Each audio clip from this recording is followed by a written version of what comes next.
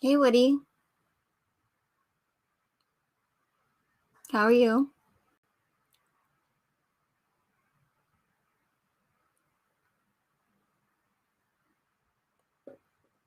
Sorry for the long pause of silence, but if there's no one in here, I feel kind of weird going, hey, everybody. If there's nobody in here, hey, how's it going, everybody? There's no one here. So I just wait a few seconds and wait for someone to show up, and you did. So thank you. Gonna try this again. I apologize about yesterday. I have no idea what's going on. I think it's something with Restream, but it's super annoying. But I like it because I can multi-stream on DLive and on YouTube. So we're gonna try it again today. And hopefully you can hear me. Hey, VA. How are you?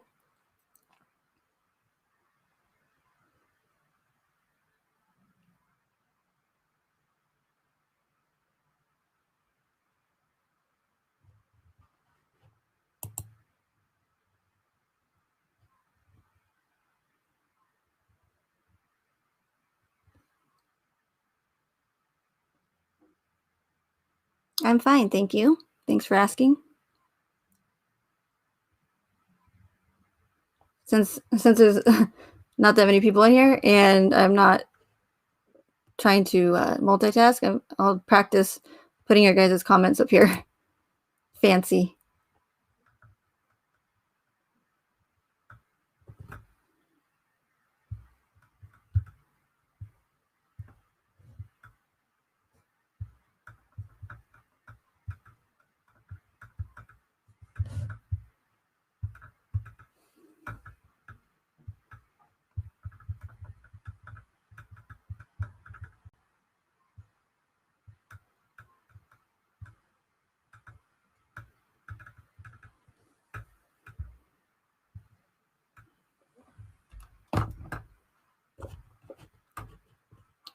Oh, subscriber of the month, Mark Klein. Dun, dun, dun.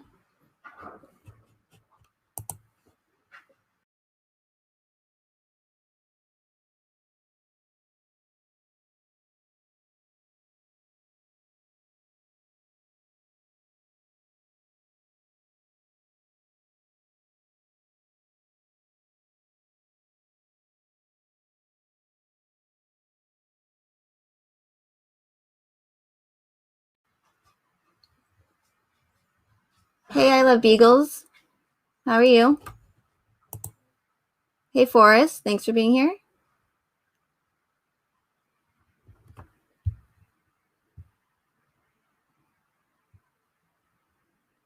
It is your first live stream, Beagles? Cool. Thanks for being here.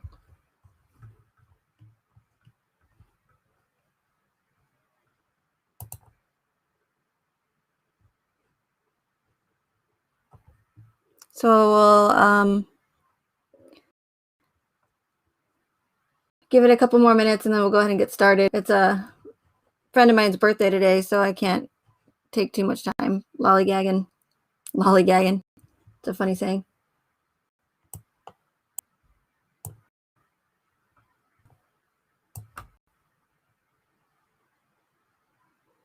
Yeah, I just heard about that, Mark.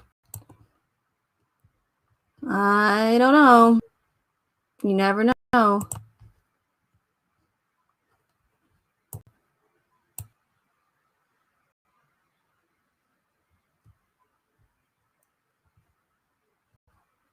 VA says, fine, just coming from Jules' channel. They say there's heavy police in Watt Street. Maybe another false alarm.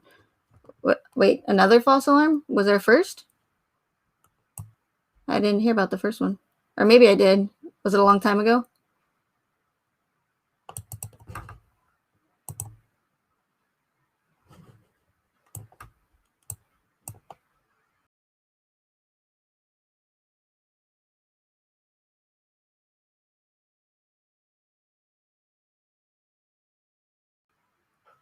Hey, little lady Mel. Hey, Collins. I'll tell him you said happy birthday, Forrest. Thank you.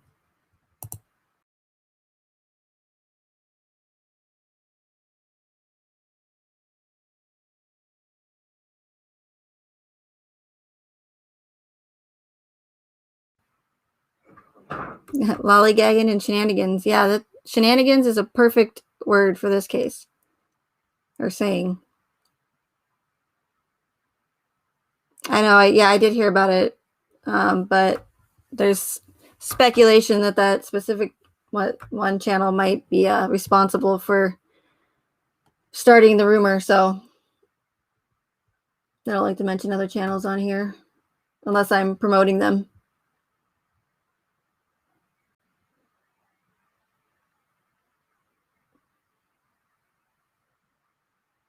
I would say if the news stations aren't there, or I mean, I don't know if it's even worth the news outlets going there, but hey, Swamp Lover, I would definitely take it as a grain of salt until proven otherwise, especially with this case.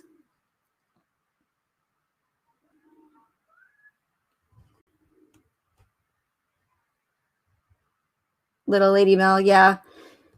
I've heard the same thing about the channel. There seems to be quite a few of them.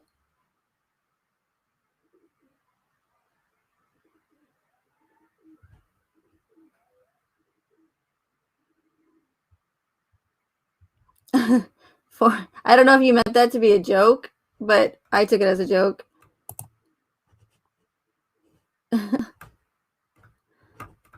Or maybe you didn't. Forrest Gift says, maybe someone swatted the Watts house. Get it? SWAT? What? Id? I don't know. I just thought that was funny.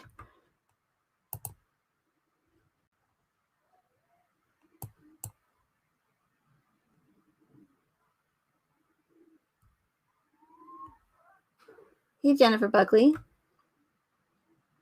Thanks for being here.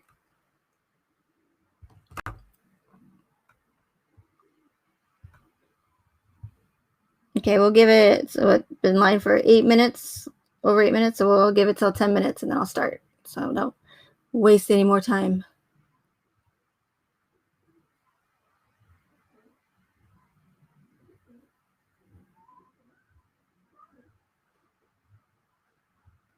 Yeah, but was there a first? I don't know if I saw a response or not, but was there a first false alarm? What, did this happen before at the Watts house? Yeah, Forrest. That's why I was like, is she being funny at the same time? Because that was pretty clever. Swatted. SWAT.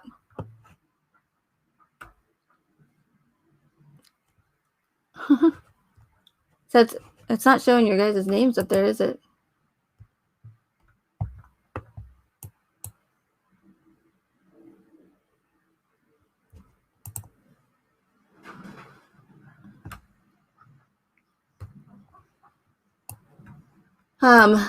Speaking of disinformation, real quick, while we're waiting for a couple more people. Oh, and again, sorry for the just jumping on here and no notice. It's hard for me to give like a couple days notice or even a day's notice because I just never know when I can do a live. But for some reason, Restream won't let you schedule a live stream unless it's at least a day in advance. So I can't do like a couple hours or an hour, or even a half hour to give you guys a little bit of notice. Hey, Renee.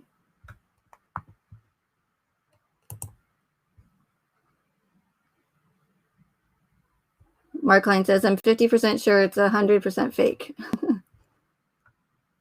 But speaking of, yeah, fake, not fake news, but disinformation, fake news, I guess, same thing. There's a certain channel creator that shall not be mentioned who yesterday claimed that they know who the woman going into the house in September was, but they are not allowed to say. Not sure why you even mention it if you can't even say how you know. That drives me insane. It's like, oh, I have all this information and I know this and that nobody else knows, but I can't tell you. Well, then why even freaking mention it then? So they claim that they know who the woman is for sure that went into the house in September that we've all been trying to figure out, right? And that they know for a fact that there's still an investigation going on. but doesn't provide any evidence for that claim. And the problem that I have with that is not only is it disinformation, but it gives people false hope. And in my opinion, it's to, again, give people thinking that there's an investigation and that someone's going to be, justice is going to be brought for the victims, and, whether it be Kessinger or whoever, the accomplice, that, and there's going to be justice. And then it also keeps people focused on the case and gives false hope. So it's super annoying, and there's unfortunately nothing I can do about that.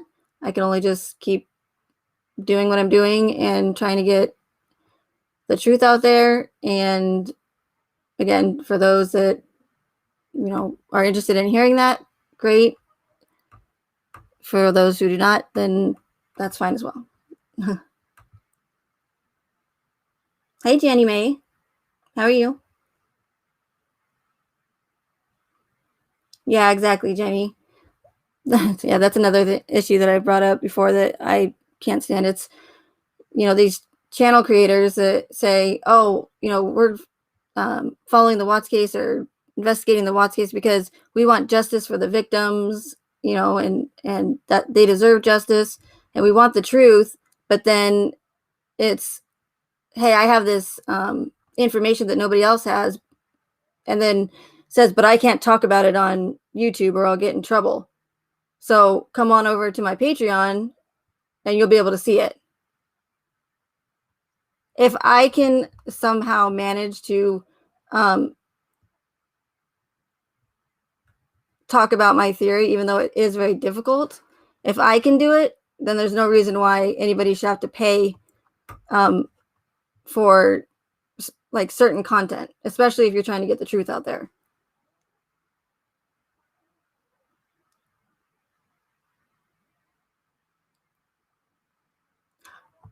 Wait, am I muted? Shan says I'm muted. Uh-oh, I better fix my mic. You're muted, Shan. Hi. Thanks for being here. You little trickster, you. You mother...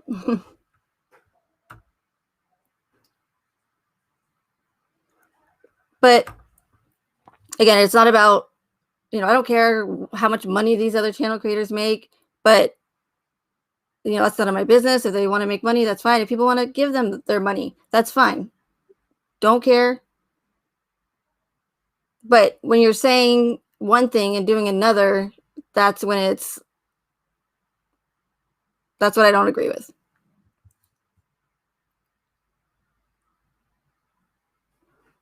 Or especially when they say, oh, I have this, damning information, but you have to come see it on Patreon. And then next day, so after these people sign up for a, Patreon or membership, they see the information, and then the channel creator releases that Patreon the next day. So the people just paid for it so that they could see it. Everybody else just got it the next day. Like, that's some fudged up stuff, putting it lightly.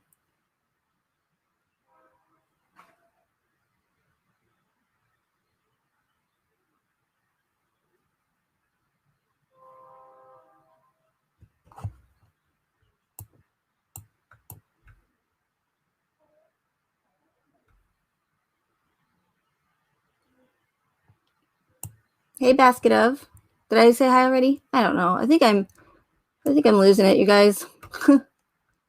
Law would help me. I'm just kidding.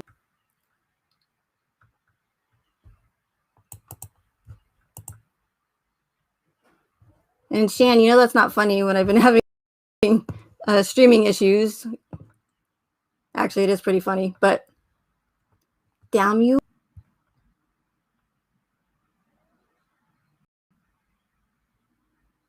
Yeah, Lady Milk, good. I'm glad you did, because that's, I don't know. And it's that it's crazy how, people can't see that it's like, it's just a, it's just a ruse, or I don't know if that's the right word, but to, get people into going and paying for a Patreon. I just don't. It's wrong. But again, not my chair, not my problem. That's what I say. I don't know if you guys have seen that, but that's the drinking out of cups video. I think you either love that video or you hate it, but I freaking think it's hilarious. Oh, let's circle back. Fat pony.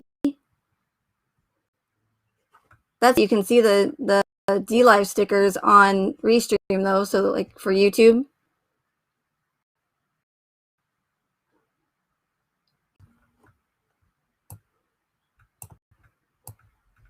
Let's just circle back to that.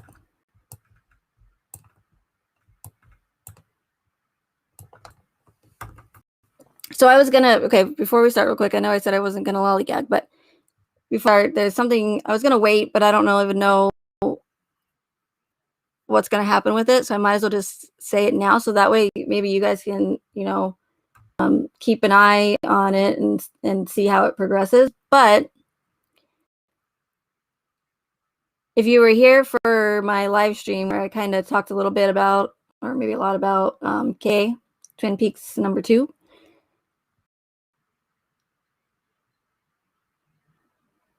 I mentioned the fact that I thought it was odd how she is continuingly all we ever hear is she's doing this whole thing like fake news means alien sightings. So anything for fake news she calls alien sightings. So if you do watch her content, you'll see that on her thumbnails she always has like, or for the majority of the time, there's an alien on the front of her thumbnail for her video. And then in her members only chats, because remember, like I just mentioned before, she's trying to get truth out there so that Chris can get his day in court, and because it's all about justice, right? Because the justice system is broken. It's not about blaming Shanann. It's because, or that Chris is innocent. It's because that we need to fix the justice system, right?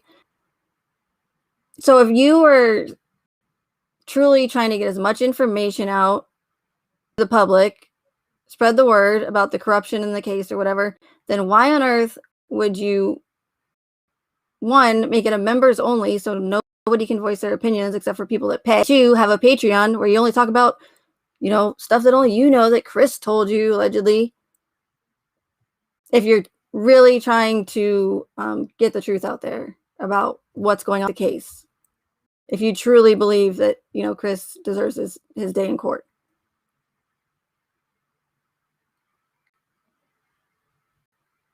So it's stuff like that where it's like, okay, they say one thing and do another. So anyway, enough about her. Well, enough about that, about her. So in her members only chat, you'll see all these emojis, alien, alien, alien, just across the board in her chats. So in my previous live, I talked, of course, about her, the meaning behind her channel name that she picked, the Revelations and the Reckoning. Made a video on it, going into detail about that. But I also mentioned this whole alien thing that she's rolling with. So, but I also said that I wasn't really sure where she was going with it. Like I had an idea, but still kind of really didn't know. So I was kind of just keeping a close eye on it. Well, there was a video, because obviously I'm always looking up or searching for American Horror Story here and there, trailers, whatever it may be. So of course I'll get on my recommended videos, I'll get American Horror Story videos that they recommend, right? Well, just the other day, I see an American Horror Story video, and then on the front it says AHS 10 possible alien theory ? So if you're not familiar with like how Ryan Murphy and Brad Falchuk, how they kind of like promote the season, the way they do it, I guess, is sometimes they'll release like hints whether it be Brad or Ryan, like I know them. But anyways, the producers will kind of give hints, but then sometimes they'll give hints to misdirect, fans or whatever. So they might say, "Oh, yeah, I really like the swamp thing." So maybe they'll think it's going to be something about like that kind of monsters, but then they'll do that to just throw people off. So anyway, they will, leading up to the premiere, they will personally, whether it be in an article or an interview or something that they've written, they'll leave hints, but also sometimes they'll leave hints that will trick the viewers. So American Horror Story fans are always trying to figure out what the new upcoming season is going to be about, because it's always each season has a different, story or plot or whatever it's based around. So they're always trying to figure it out, and so that's what the video is about. Because I guess the producers have been leaving hints about aliens, and some of the cast members have also been saying the same thing, like, "Oh, I'd really like it to be an alien whatever season." So I thought it was rather interesting that KK is doing this. I mean, she's just going with this alien thing. I don't know if she just really likes aliens or what, but it's alien sightings, alien fake news, alien sightings. So I figured I would go ahead and tell you guys this, because if the next season of American Horror Story is about aliens, then y'all owe me an apology. I'm just kidding. But I just want to say that I said it here on this day, whatever today is, January 3rd, 2021. And that's why I have a feeling that that's why she's doing this whole alien thing, to promote the new season and to do like, that predictive programming thing. And I just said the PP word. I just said the double P word. Dang it, I just said the double P word and PP. Who knows? YouTube's probably like, you can't say PP. You'll get a strike. It's like you can't say anything anymore.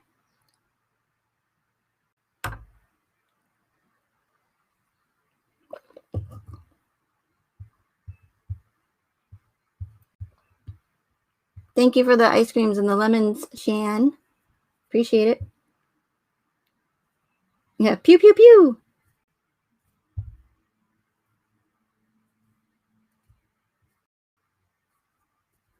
You think they're going to do a sci-fi theme, or do for one? Yeah. Well, and that's when in that video that I watched, one of the producers was saying how they didn't want to do a whole, like, do the sci-fi thing, just because then it would be American sci-fi story instead of American Horror Story. But then again, that could just be a way to throw people off and getting them to think that it's not going to be about aliens. And then on the cover of the thumbnail, there's like, a CGI image of a character or something, of a face, and then the mouth is open, and then they have this really, really sharp, like, kind of piranha looking teeth or vampire teeth, but they're all the teeth instead of just those front two fangs. So the person in the video was saying that maybe it's more monster like than alien like. But again, I just wanted to throw that out there. Keep an eye on it. And because again, the majority of what they show us in this case, and these people that popped up out of nowhere and just start causing chaos, are doing it for a reason. And it's all symbolic. It's all their little Easter eggs just to, throw it in our faces. So let's go ahead and get started, since I just talked for like 25 minutes. So in the last live, I got to about 3 of the red flags. So I got through killer didn't fit the profile. So we'll start at many people benefited. So please get your pen and paper or crayon, Sharpie, whatever you prefer. lipstick, unless you have a photographic memory like Mr. Watts allegedly does, and mark these down as I go if you believe, that that's a red flag of the Watts case. So if you think it's a high-profile case that gained widespread media attention, mark it off. If the story always, or narrative changed multiple times, mark it off. If you don't think that Chris fit the profile, put an S.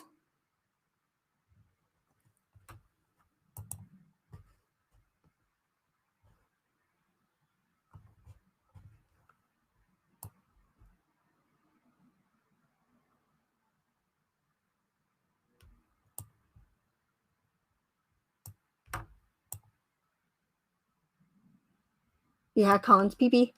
Pee-pee, pee-pee. Lighthouse rules. If you don't like lighthouses, you suck. Okay, sorry.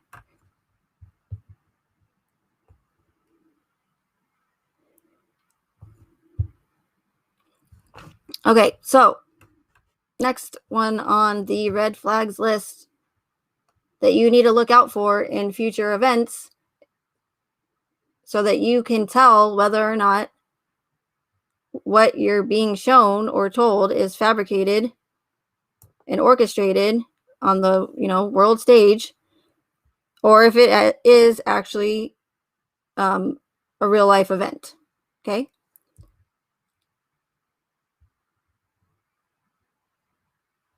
because for the most part, these are the main characteristics that they use and techniques that they use to look out for. Okay,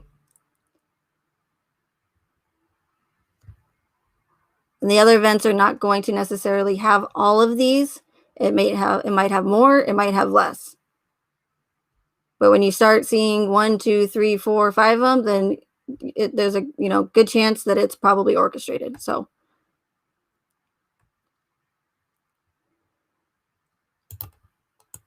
actually, did I even talk about the story changing? I don't think did. I skip that one? I think I did a little bit about the errors that they make and stuff. I don't remember. Okay, so follow the money in these, high profile tragic events. Who benefits? Who is going to benefit the most from orchestrating something like this or any other event? Oh my God.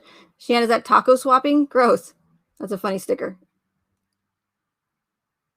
Can you guys even see the DLive stickers, or is it too small for those of you on YouTube?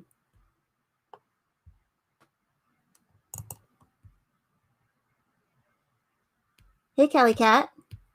How are you? Hi, Sandy.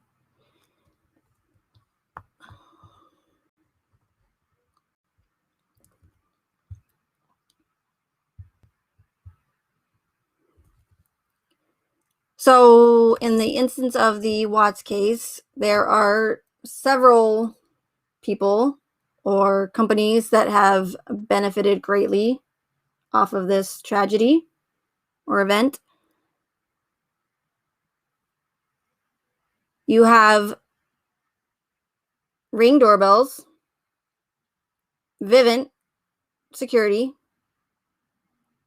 Lavelle, Google, YouTube, Dr. Phil, Dr. Oz, Lifetime, Oxygen, Reels, Discovery, etc., etc. So you have all these people. Now Netflix, right? Can't forget Netflix. How could I forget? So all of these channels and all these shows, and again, YouTube and all these like documentary channels are all, and that's just to name some of them. There's Nancy Grace, there's whoever, are all going to gain substantially and go along with this official narrative story. I mean, how many freaking Watts? I mean, I just named like what? 1, 2, 3, 4, like 5 channels that do true crime and make movies and documentaries. That's a lot of documentaries on this case that have come out. I mean, I get it. Like they have, the Scott Peterson case that has, but that's another story. So anyway, lots of cable networks to gain, again, YouTube, Google. Then you have Ring doorbells and Vivint. They got free free publicity. Say that 5 times fast. In the case, because we know how many times Vivint was mentioned. Oh, and not to mention also Comcast, because Nate said, "Oh, I've got Comcast," or Xfinity or whatever. I think they merged, but Pedoflix, yeah, right, Collins, no doubt. So you have those companies, but then you also have Lavelle. Lavelle is going to be the one who I believe got the most publicity out of this case. And I know I've mentioned a lot of this stuff before, but again, I have to, because I need to beat this into your guys' brains so that you can remember it. And I'll do it until you do. It's just the way it goes. You don't have a choice. Hey, weirdo. How are you? Thanks for being here. Hello, Bright Tie Bear.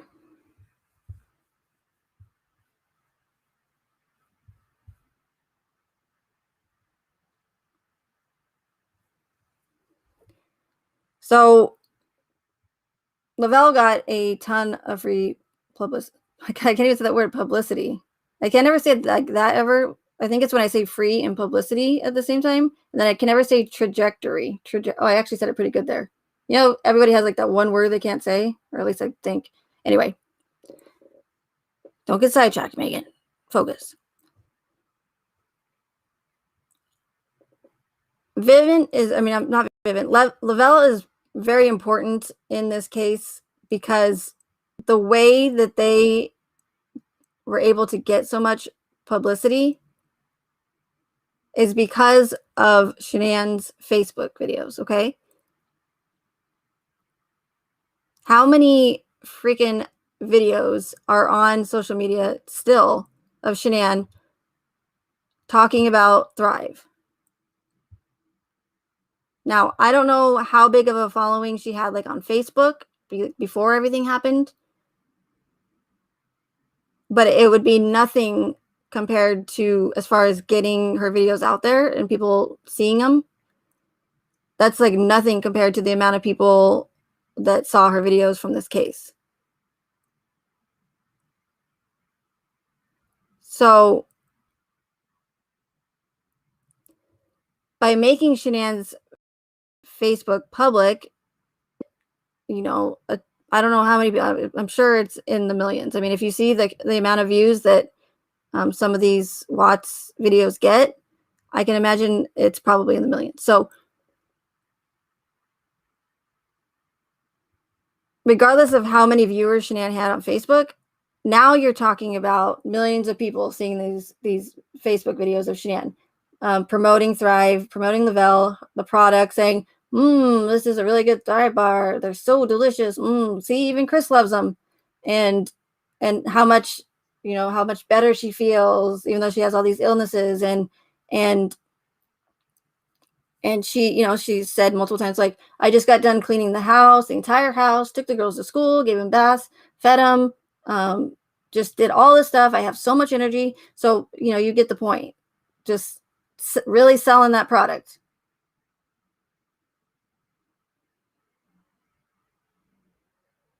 So by making Shanann's Facebook public, to me, it was, in my opinion, a brilliant publicity stunt. Like, brilliant. And a lot of people argue and say, but Megan, like, why would anybody want to, buy Thrive or sell Thrive or work for, Lavelle or whatever, when it's based around, that company's based around a homicide, a 3.5 homicide case. I say half because of Nico. So, but I guess you can say quadruple.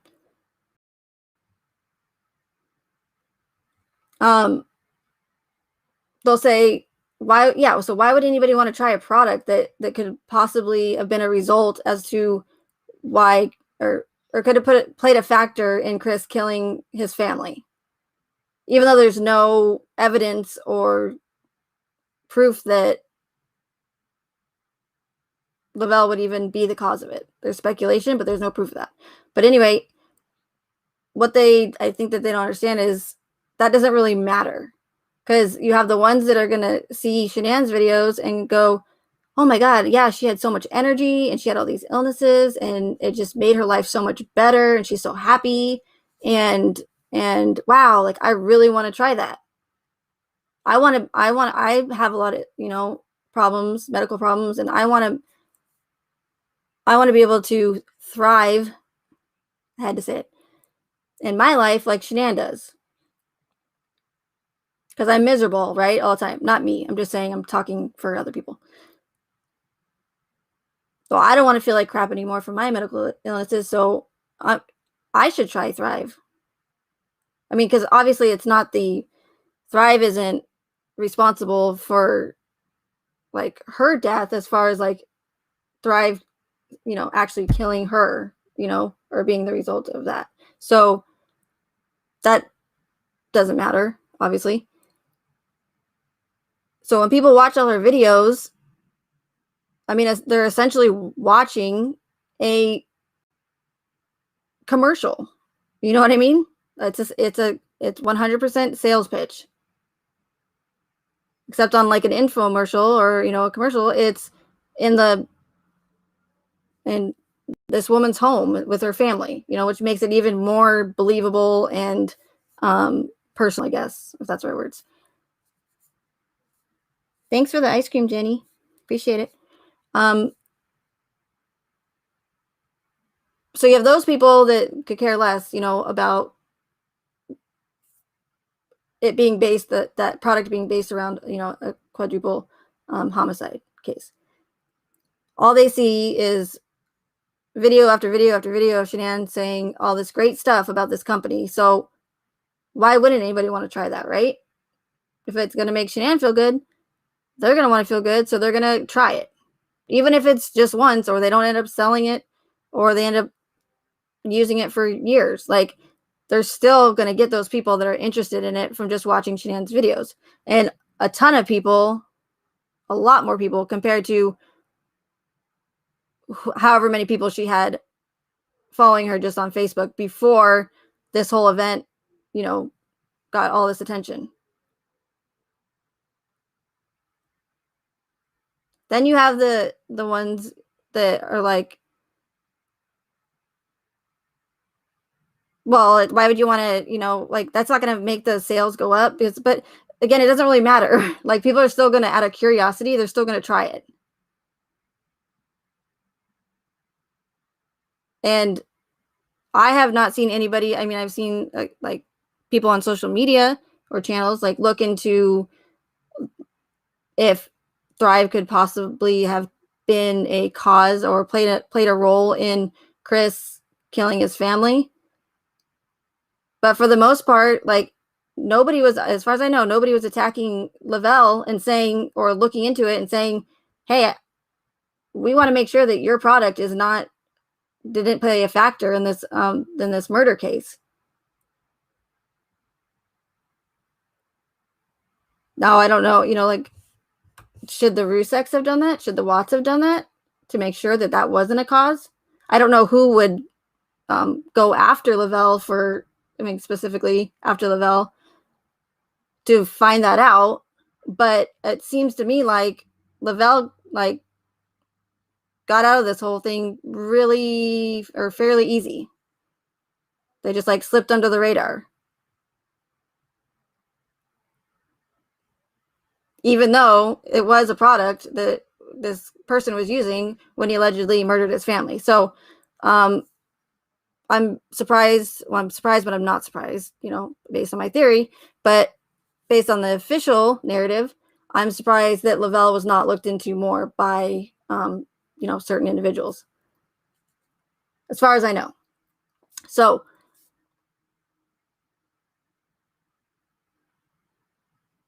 I think it was actually really quite brilliant. Again, so many people watched it, and they didn't have to pay to put it on, primetime or, television.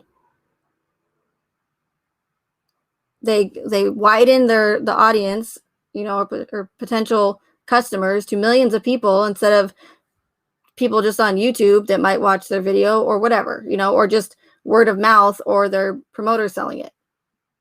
So whether people really wanted to try it or whether they just did it out of curiosity, there's still proof in the numbers that Lavelle's sales skyrocketed after the event took place.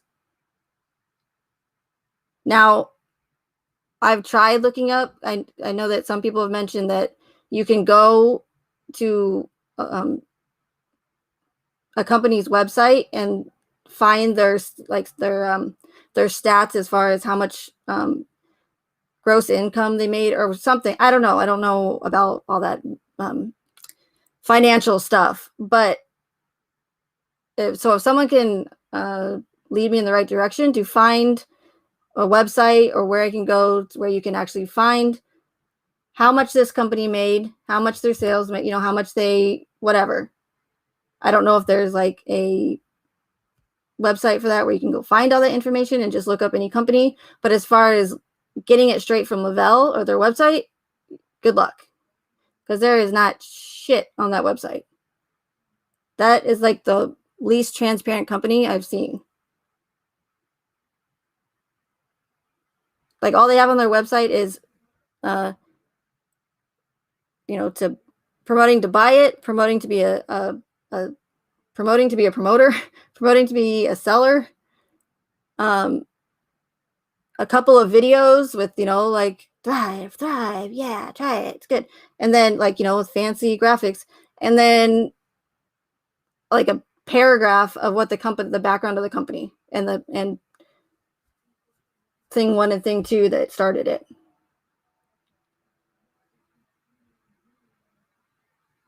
One of them happening to be named Jason Camper, and Jason in Friday the 13th just happens to be the one who killed all these campers, Jason Camper. And then you can go buy shirts that say I love Jason Campers on it. There's another freaking classic horror movie connection to the case. That's just one of many. What are the odds? So anyways, not going to get into the connections thing. This is just about the red flags, even though the connections and the codes are part of it, which we'll get to. Hopefully. I got to speed this up because I do have to get ready to go to for my friend's birthday.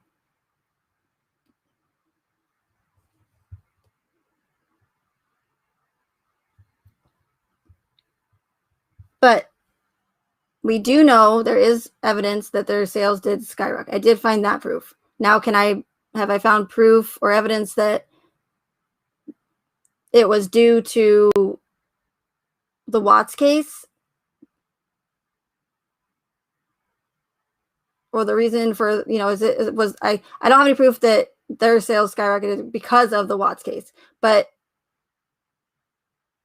we can probably assume that that's probably played a pretty significant role in their sales skyrocketing.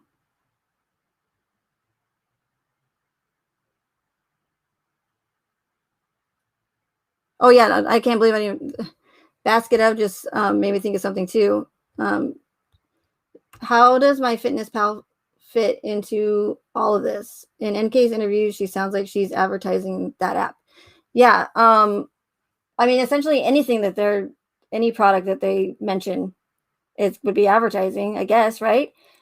But I mean, think about iPhone. Not that Apple needs anybody to help them promote their product. I mean, they're one of the biggest companies in the world. So, but I mean, how many times was Apple phones mentioned, or Apple, or Apple Watches, and not only did Shanann promote this product. I mean, and to think about it, if this is coming from someone who's, allegedly deceased, and she's still able to promote this product, which is amazing. Like, how is that even possible? So if you really think about it, it is really quite brilliant, to say the least.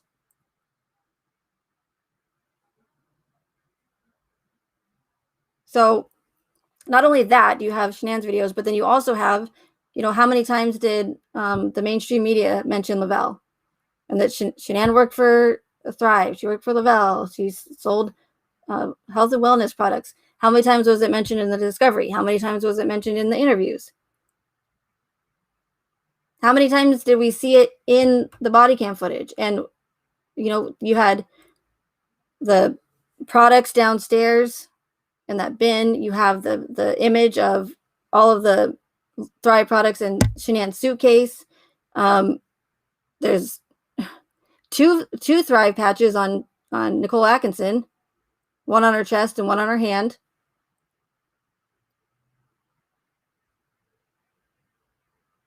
So you really couldn't look anywhere without seeing either a patch, Shanann eating a Thrive bar in her videos, drinking whatever, giving the girls the product to try, because even kids love it, still promoting that product.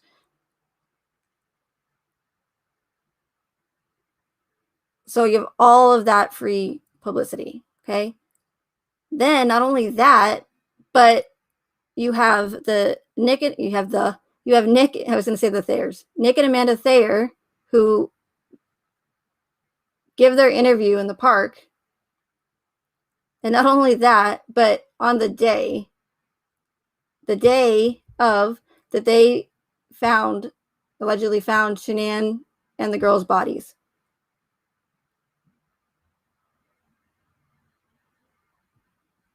And now, does this prove anything? No, but to me, it's really strange because and again, people deal with death differently. Some people are stronger. Some people don't show emotion. Some people show emotion, but they don't do it in public. They cry in private. But me personally, and I can't speak for everyone, but me personally, if I had just found out that my good friend, pregnant friend, and her 2 daughters were just murdered by their husband, who is also a friend of mine, if I just found that out that day, there is no way in hell that I would be going to a park, number one, a public place, and number 2, giving an interview for a local news station. No freaking way. I would be a freaking wreck. I wouldn't even be able to keep my composure. I just wouldn't be able to do it. And if I did, I would been probably just a wreck on camera too, even worse.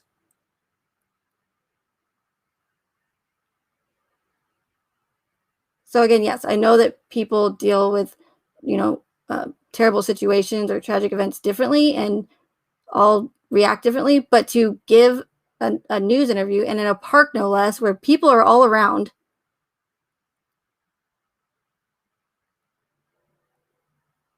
and give an interview the day that you just found out that your good friend killed his wife and her 2 daughters. And we don't even see a tear. Call me a terrible person, that's fine. But when I see people in these interviews wiping away fake tears and like laughing in inappropriate moments, I mean, what is like? There's nothing to laugh about. Like, what are you laughing? It makes you think. Then not only do you have the Thayers, you also have Cindy DeRossier, I don't know how to say her last name, who gave an interview to, I believe it was ABC in Arizona, which was actually taken down when I went to find it, but then another channel had found it, which was great because, I need that. I need it. So anyways, it was interesting that the ABC took it off their website, but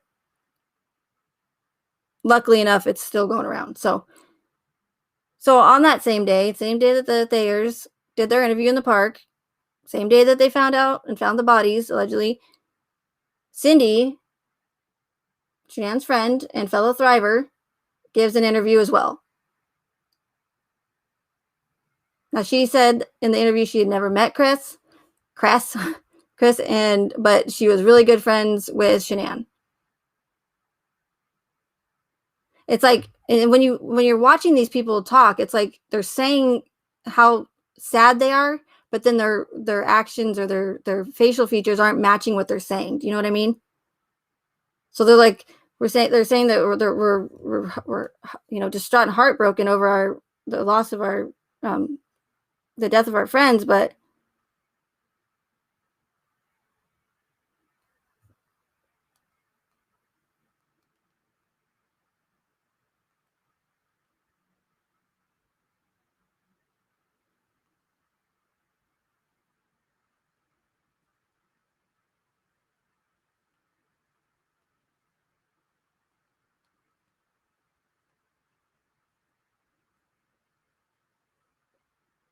okay, sorry about that.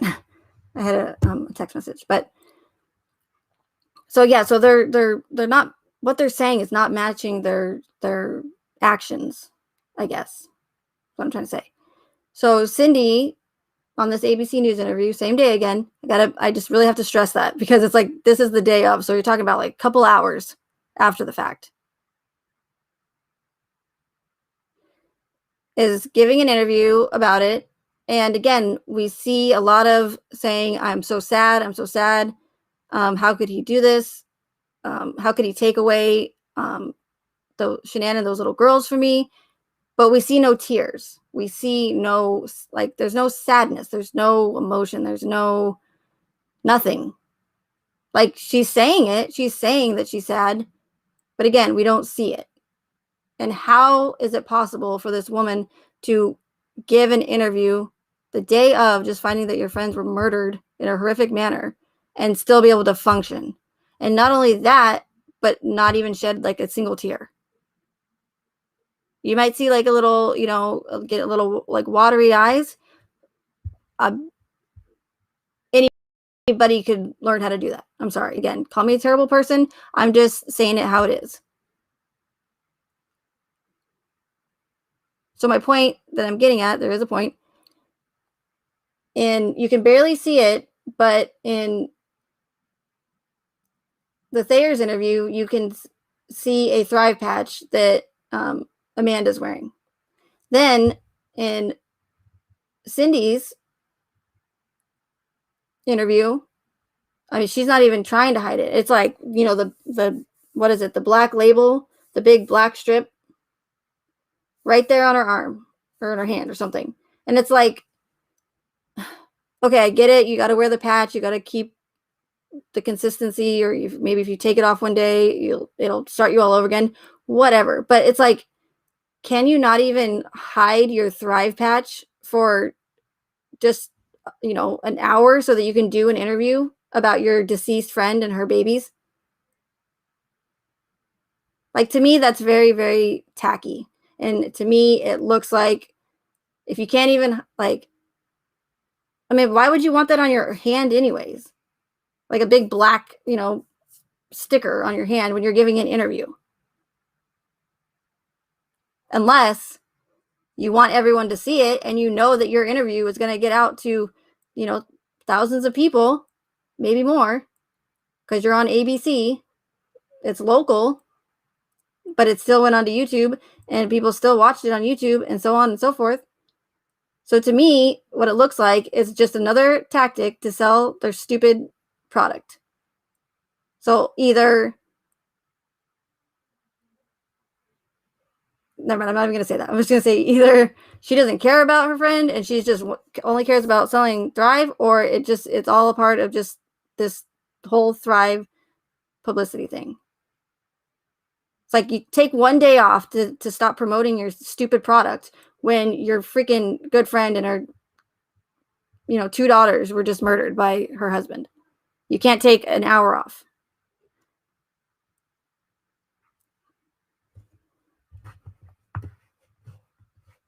or, at least you don't have to take it off. You can still wear it. You can put it on wherever you want on your body, but hide it. Don't be tacky and try to sell a product when you're discussing your good friend's death. Totally tacky, in my opinion. But in both interviews, we have that lack of emotion, a lot of talk of emotion, but we don't see it. And the same thing with her teacher. I don't know if you guys are familiar with that interview, but I'll tell you what, in these orchestrated events, you guys, I've seen several times, they will always find, whether it be really something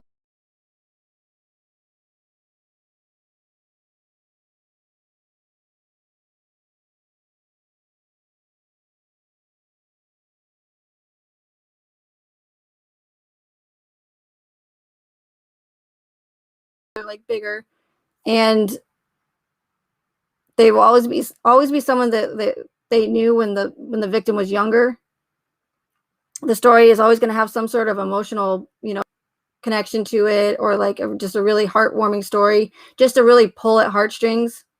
And they will say and just praise and say how wonderful the victim was, and they were just, and say just whatever they want to say about him, just to really, really pull at heartstrings. And like, again, there's always some sort of, emotional story behind it, or whatever, tender story. So this guy on Ashley Banfield I forgot his name. I think it's Matt something.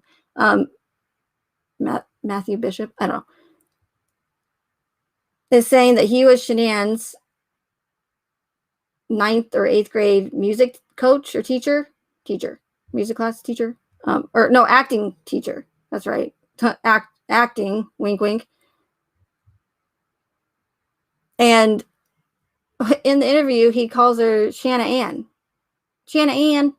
She's like, yeah, when Shanna Ann was in my class. And then all of a sudden he's like, well, I called her Shanna Ann, but her name was really Shanann. Like, kind of like, oops. But then he kind of corrected himself. Shanna Ann. It's like, I've never heard anybody else besides you, Mr. Acting Coach, teacher. So that's new to me. Anyway, so could totally be just maybe she was called, maybe he did call her Shanna Ann. But either way, it's still kind of like odd. But the most important part is that, again, we see a lot of saying, I'm upset, and then you see them wipe their face, but there's no tears. Never once will you see tears running down their face. Again, you might see like the little, like glistening eyes. They'll start to get a little watery. But then they will wipe their face. I'm wiping my face, like you guys can see me. It's funny. They'll wipe their face, but there'll be no tears. So what are they wiping their face away for? Like, it's almost like, it's like they know that they're supposed to be crying. There's supposed to be tears there, so they're thinking they need to do it, but there's no tears.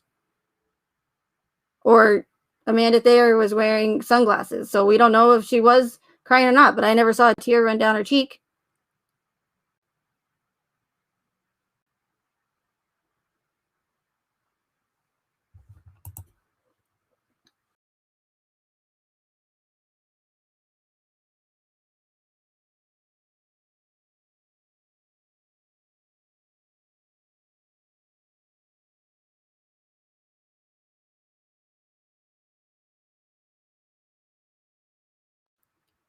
So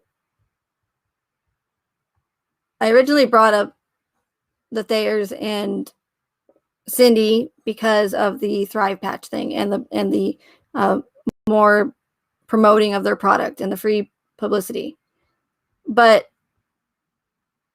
I brought the other stuff up about it because look for that in these future tragic events. Look for that interview on CNN, like I said, or HLN, or whatever, whoever snags them, whatever. There will always bring in someone from their past, the victim's past, again, and share this tender story about the victim, really build the victim up so that it pulls at people's heartstrings even more. There was one in another event that shall not be mentioned, where it was another teacher, grade school teacher, right? And they're talking about the victim and how she specifically remembers this victim, and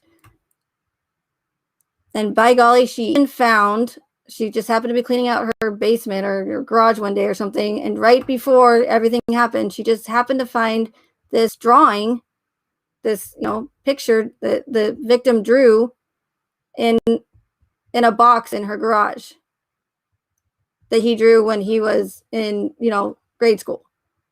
Number one, do teachers normally keep their students like artwork and stuff? I mean, I could see hanging it in the classroom and stuff, but to have it in a box and not only that, but to specifically have the victim's drawing that she just happened to keep and just happened to find right before he was killed, right?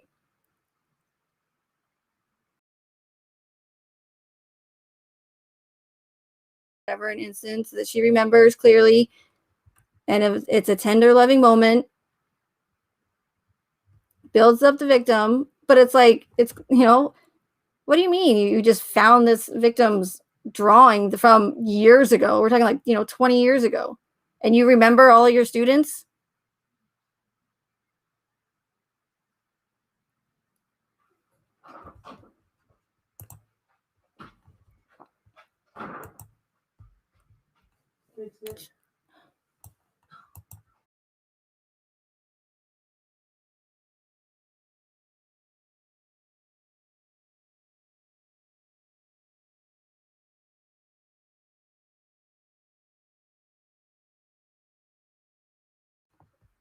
So yeah, so in future events, definitely look out for those people that pop up on the news outlets and claim to have known the victim. Okay.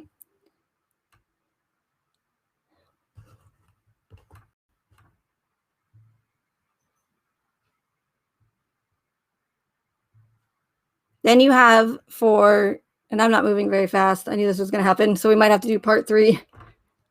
But there's just a lot to it. And again, when I think of something, I want to mention it while it's in my head and in the moment.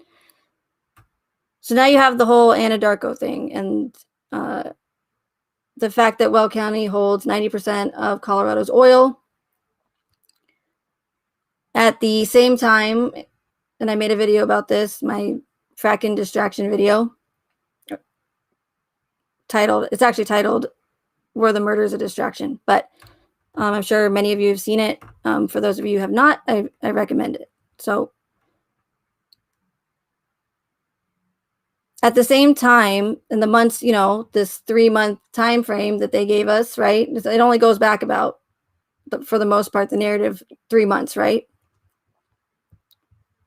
How convenient. At the same time that Chris and the whole affair and everything was going on, that the whole narrative was building, Anadarko and the oil companies, the oil and gas companies, were at risk of losing potentially millions of dollars because the anti-frackers were trying to get a bill passed called Proposition 112. Now, if Proposition 112 passed, which it did not, it was very close.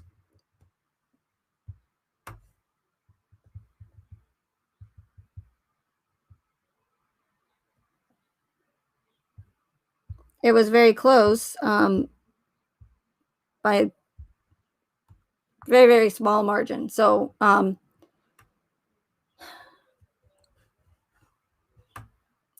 if that bill would have passed, the buffer zone to drill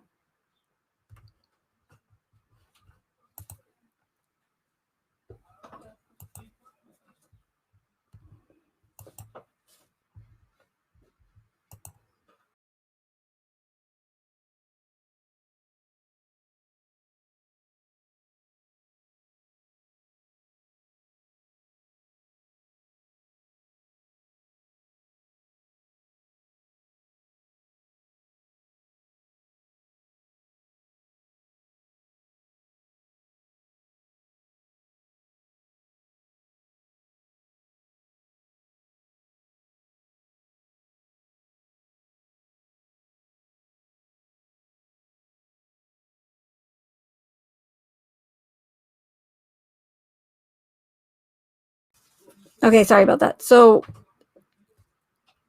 if the bill would have passed Proposition 112, it would have moved the buffer zone, the drilling zone, from 500 to 2,500 feet from housing establishments and schools and what's the other one? Schools and hospitals or something, which would have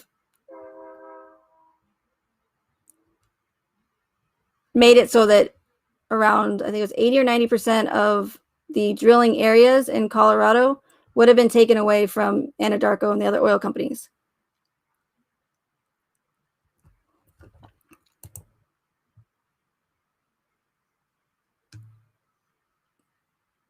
And it's actually pretty crazy because even though, there's several articles that say how Anadarko and the oil companies use several dirty tactics in order to sway the opinions of voters. They also have a lot more money, obviously, because they're a big oil company and they have a lot more campaign money to spend. So even though Anadarko had, the dirty tactics and more money to spend on the campaign, these anti-frackers almost got this Proposition 112 passed.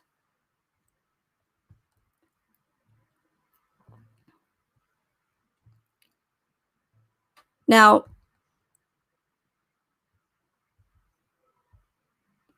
November 6th was the last day, obviously, because it was election day, to get the votes in 112.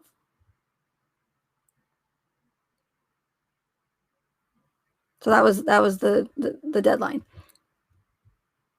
Chris's sentencing hearing was originally November 19th, I believe, and the DA, Michael Rourke, changed it without giving a reason. Not, I guess, that he has to give a reason as to why, but he moved it forward from November 19th to November 6th, which in 2018 was election day. Hey, Chica, long time no see. Thanks for being here.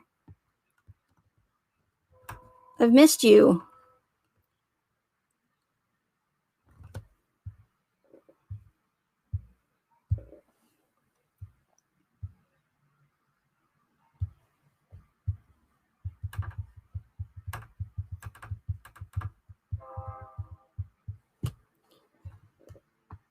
So to me, it's odd that it's like, why would Michael Rourke switch Chris's sentencing hearing from the 19th to the 6th and on one of the biggest voting days of the year, or the biggest day of the year?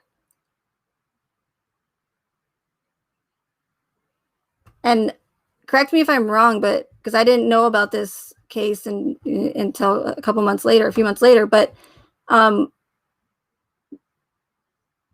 was it televised?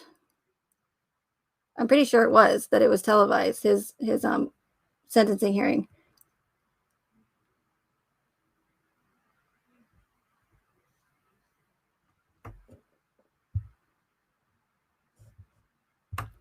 So now there's some theories that I have on that. Do I have any way of proving it unless I actually went to Colorado or was able to find some sort of website that showed all the stats of who mailed in votes or who didn't vote or who went and physically voted for Proposition 112. If somebody can find that for me, that'd be fantastic. But I have not been successful in finding that information in order to prove that moving Chris's court date would potentially distract people from, or stopping people from going to vote. It might sound crazy, like, oh, like, okay, some murder case is just going to prevent or stop people from going to vote. They're just going to stay home instead of go vote.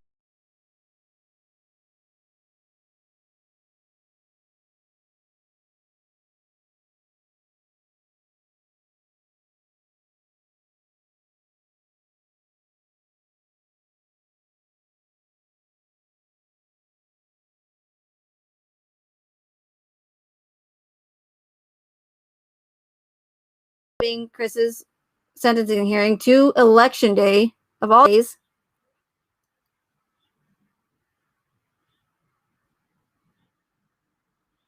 And weird how Chris just happens to work for this oil company, Anadarko, that just happens to be at risk of losing millions of dollars if that Proposition 112 passed. Or what if a murder, quadruple homicide case in that area? Because you have to remember that Windham Hill where Chris and Shanann lived in Weld County is literally on the front line where all that oil is. Weld County holds the most oil in Colorado. So it's like, how convenient that the Watts moved from North Carolina and then moved in 2012, got a house right on the front line where all this oil is situated. And he just happens to work for Anadarko, the oil company, who's at risk of losing millions of dollars. And not just Anadarko, but all of them. There was, you have the Colorado that would have economically suffered as well.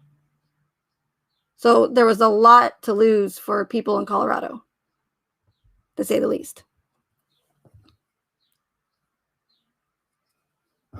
But what if also, a quadruple homicide in that neighborhood potentially, scared people off, like, oh, I don't want to live in this neighborhood if people are being murdered. Or what if the murders decreased the value of the homes in that area, like substantially, and potentially drove out homeowners because they didn't want their house, their property to, the amount of the property, the price of their homes to decrease. So then again, this is theories. I'm not saying this is facts, but again, you have to look at the timing of everything and all, not only who's to gain the most, but who is to lose the most at that time. And usually when these events happen, they're either to distract, there'll be something political, some political person or government official is trying to either get reelected again. They seem to happen a lot around election time. Keep an eye out for for that as well.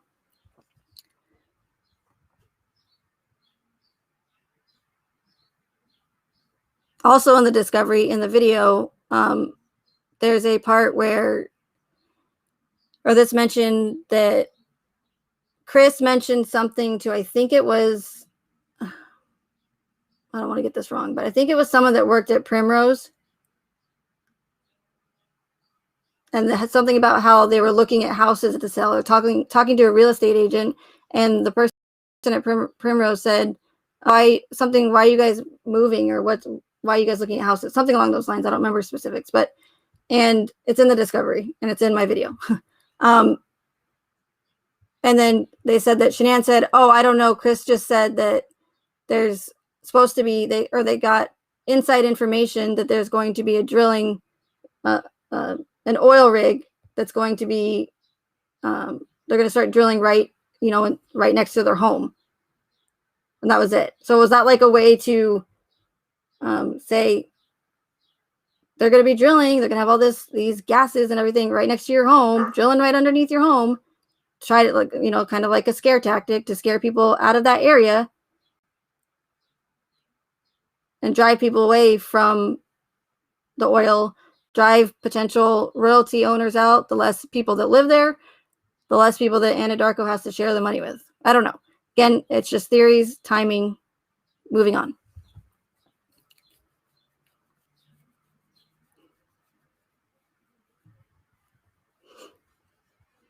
So in these events, there's always going to be an agenda. There's going to be multiple things to gain, whether it be, like I just talked about, financially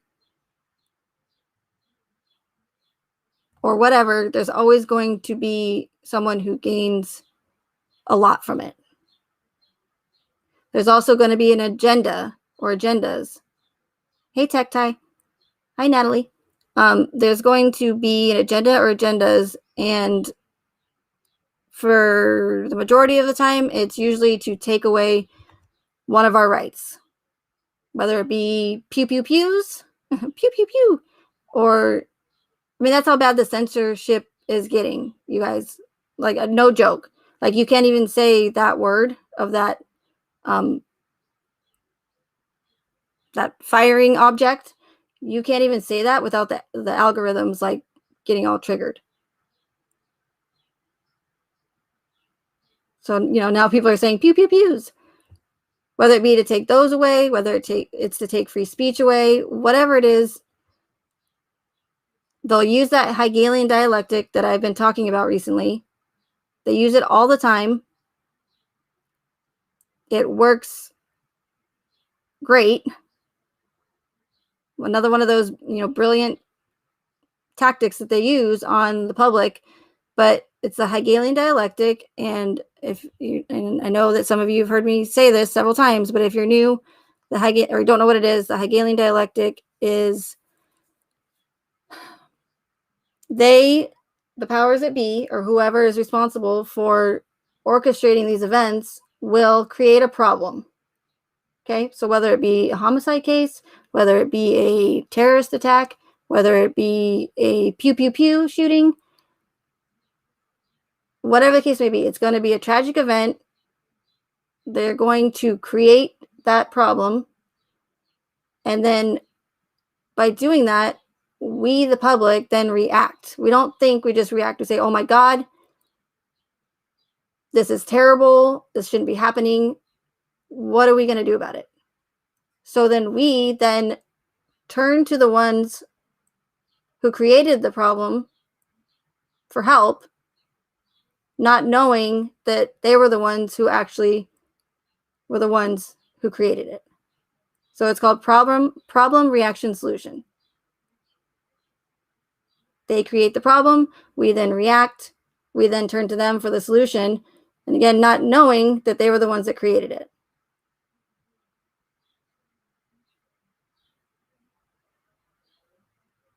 So what happens is, by doing that, by us saying, do something about it, what are you, the government, who is supposed to protect us from these monsters, what are you going to do about it? Not knowing that by doing that, we're actually begging for our own rights to be taken away,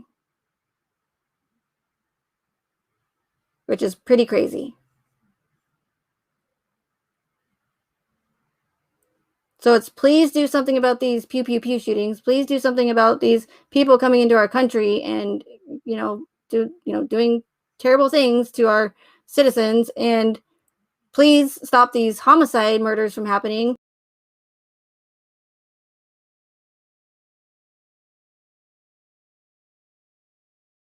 Begging for our rights to be taken away, which is super, super scary.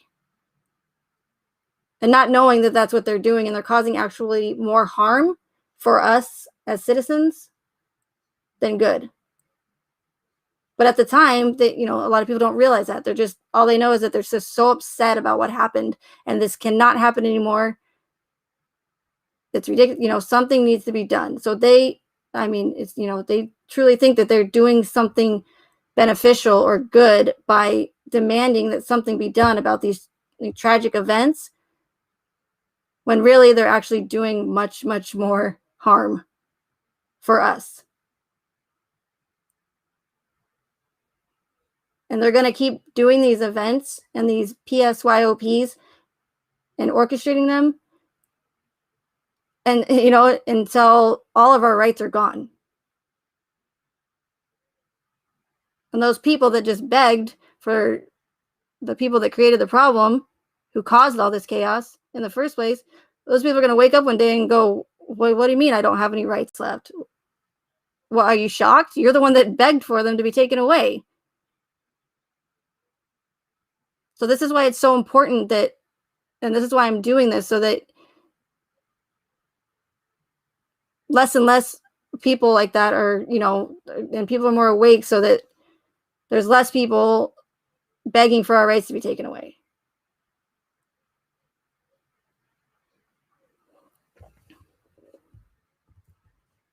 And I understand that my theory is not, or to be honest with you, I just say it's a theory just to save my ass, but I can 100% say for a fact that, and that I believe, not that I believe, now it's I believe. I'm confident in what I'm saying about this case. Okay.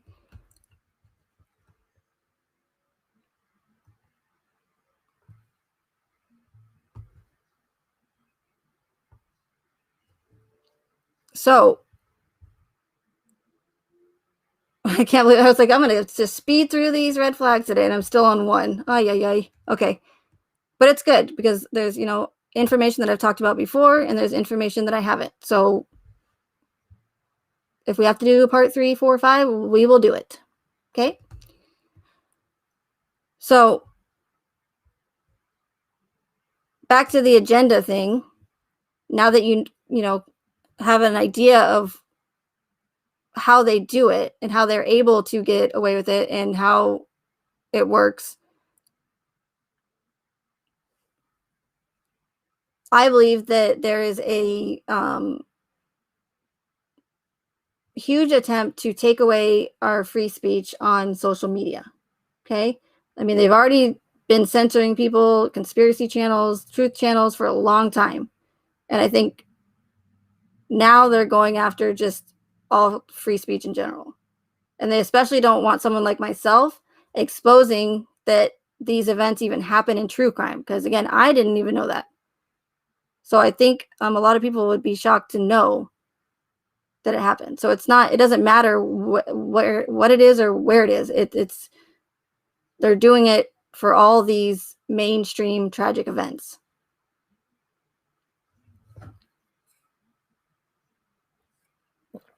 So the reason why I believe that they're trying to take free speech away, not only because we can physically see it right now on social media, it's happening everywhere, and it's getting worse and worse every day. So again, as you can see, I can't even say that one word, but I have to say pew, pew, pew. Pew, pew, pew.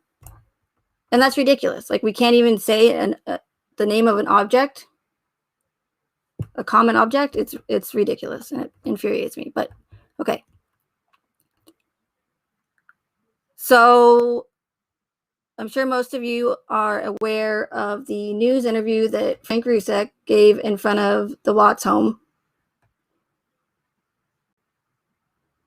who felt like he had to fly, trek all the way to Colorado to do this, 10-minute news interview or conference, whatever, in front of the Watts home.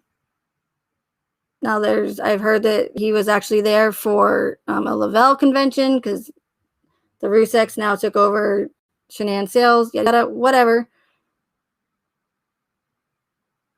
The reporter asked him why he felt it necessary, or why he, came all the way out to Colorado from North Carolina to do this interview in front of the Watts house. And he, has kind of like snarky, like, I just felt like it was necessary.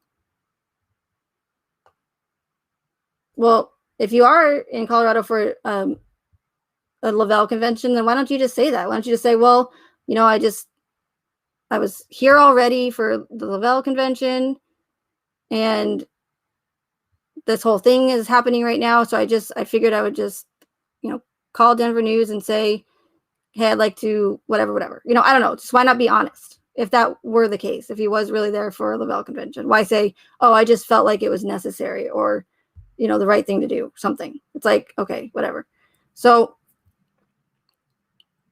I'm watching this, and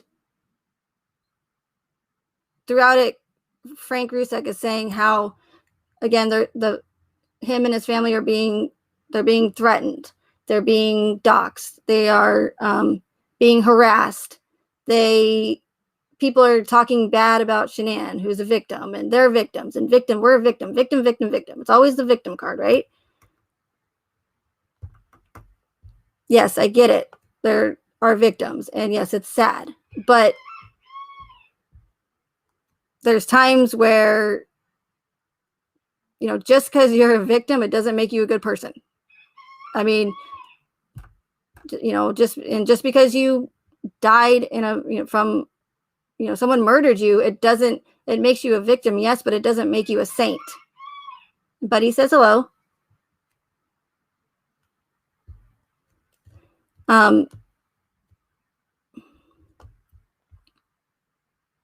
So he's standing up there with his lawyers, quote unquote. They don't even look like lawyers to me, but saying how, again, that they're being threatened and doxxed. And even at this point, I personally have never seen any evidence or proof that this family has ever received death threats, has ever been harassed. Like, where is that proof? If that is, people are like showing up to their house and literally like stalking them and giving death threats that way and stuff, physically or whatever, then yes, that's terrible. But even with that, I still haven't seen any proof. So just because they're saying it, it doesn't make it true. And that's why it's super, super important. You'll find me saying that a lot. Just because you see it, it doesn't make it true. And just because you hear it, it doesn't make it true. The evidence is what makes it true. And if they can't provide evidence, then you need to either find that evidence yourself or take it with a grain of salt until proven otherwise. So again, he's standing up there playing the victim card, and something that caught my attention specifically was how he said, he made it a point to say, we have contacted Google, we have contacted YouTube, we've contacted Facebook and other platforms such as Twitter several times, even our lawyers, who have done nothing. He says, we've contacted these platforms and told them about the harassment, but to no avail. So here you have this victim, father whose daughters and grandchildren were allegedly murdered, pointing fingers at these big social media platforms and saying, we're coming to you for help, but you are not doing a damn thing about it. Right? Literally saying that Google and all these, platforms are just allowing this harassment and doxing and threats to happen, but they're not doing anything about it. So now you have people that are probably most likely pissed off. How dare Google? How dare these social media platforms not do what they need to do in order to stop this harassment and these death threats from these poor victims, right? Because they're victims, right?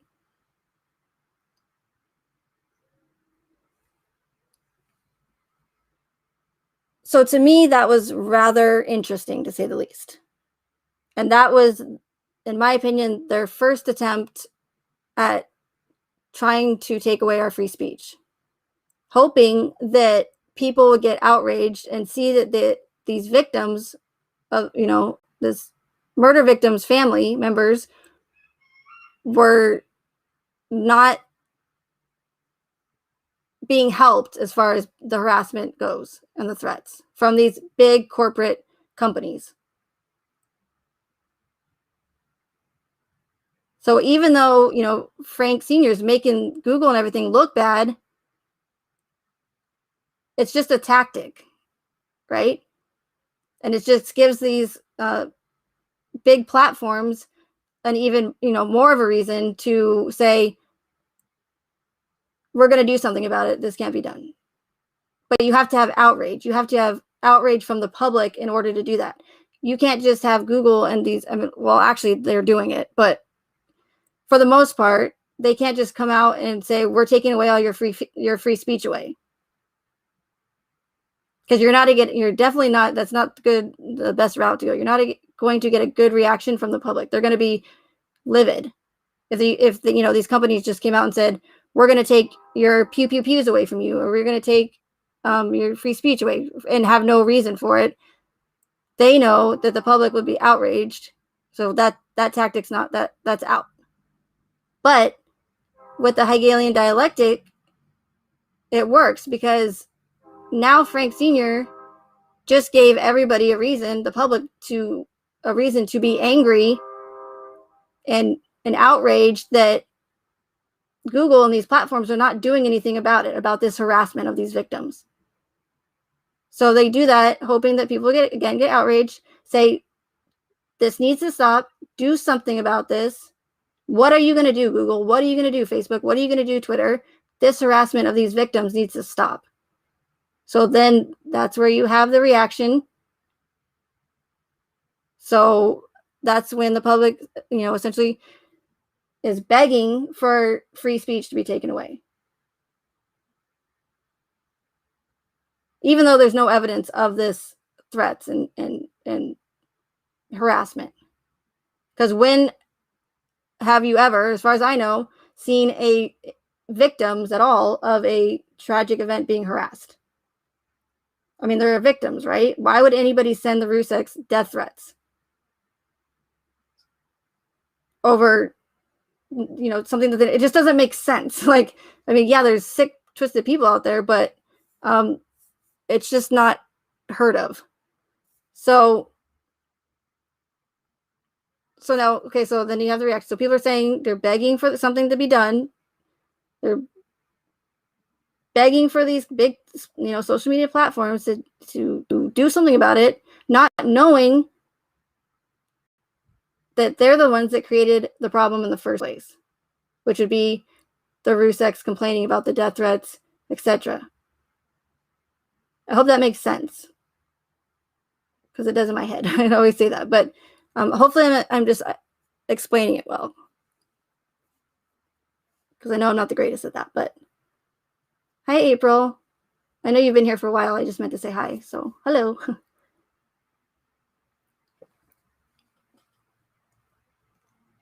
And I wasn't going to mention it, but I can't help myself. There's also a scene in American Horror Story, and this is one of the more like ones where it's like super obvious and where there's just no way there's a coincidence.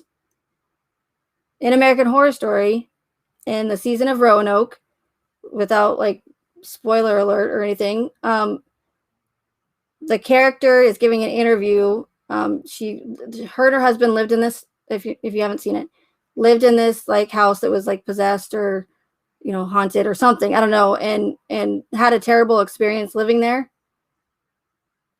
And for whatever reason, the public started harassing this couple that lived in this house because they were claiming making all these claims about the house being harassed, the house being possessed or whatever. So she's giving this interview to this TV company or television show, and she goes on to say that that she tries to stay off social media and live her life, but it's hard because people keep harassing her and sending her death threats. And she goes on to say that they leave hatchets in her front door. So does that sound, besides the hatchet part, doesn't that sound a little familiar or a lot familiar? Do you remember the Ruseks saying how they tried to stay off social media, but they can't, and live their lives and mourn the deaths of Shanann and the girls because, they don't want to see what's going on, but they can't because people keep sending them text messages and sending them videos and saying all these things that people are saying on social media. So they've said that it's been impossible to pretty much avoid social media. And then what do the Ruseks do? Oh, and then they say, oh yeah, we've tried to live our lives and mourn the deaths of Shanann and the girls, but we just keep getting death threats. How many times did Frankie Jr. say we were getting death threats, and people are, harassing us and all this stuff, but again, no proof. So, and then here you have this character, and that we're going into like season 7 or 8 of Roanoke. After all the other connections in the past seasons of this character saying that practically the exact same thing that the Ruseks were claiming. And she's a victim on this show, right? Her character, and And she's getting death threats too. She's another victim, but she's receiving death threats, but she's a victim. The Ruseks, victims, death threats, doesn't make sense, right? On top of all the other connections. What do you know?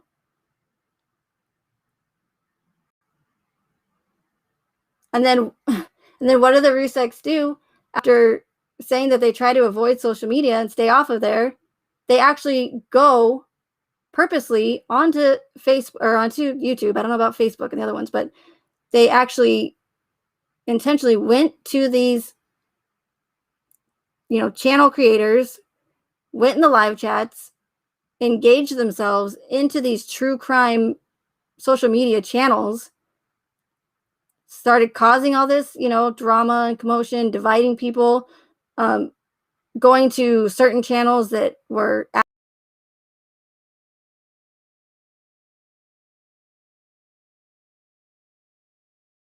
instigate them and to get them to go to other channel creators who didn't agree with them or didn't agree that or that they were playing the victim card.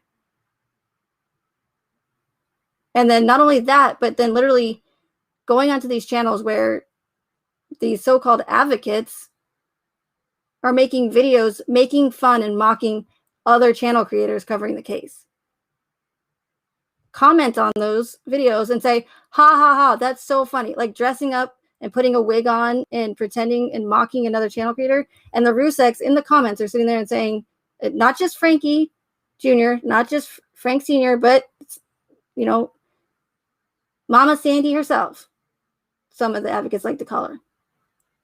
All of them, not just Frankie Jr.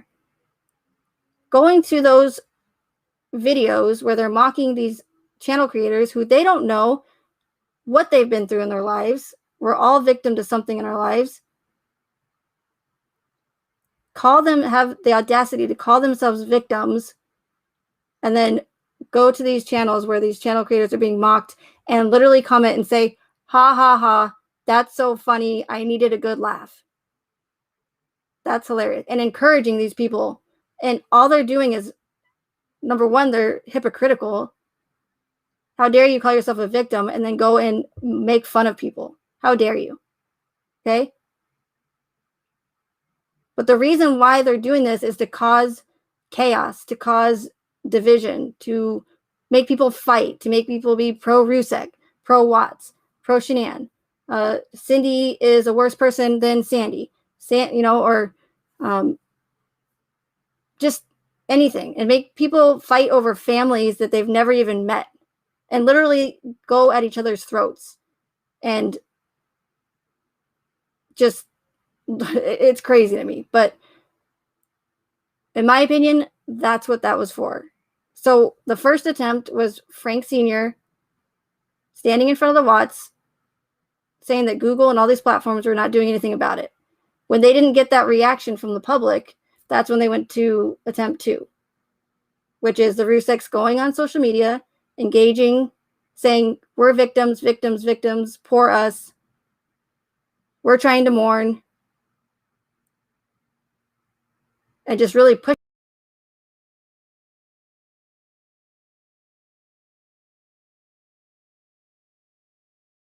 people up so that, again, we react, demand something be done about, people in these true crime community chat rooms harassing the Ruseks and being mean and making threats to them. But then again, that didn't happen. Yeah, was there a lot of drama and chaos and fighting and whatever and just pettiness, in my opinion?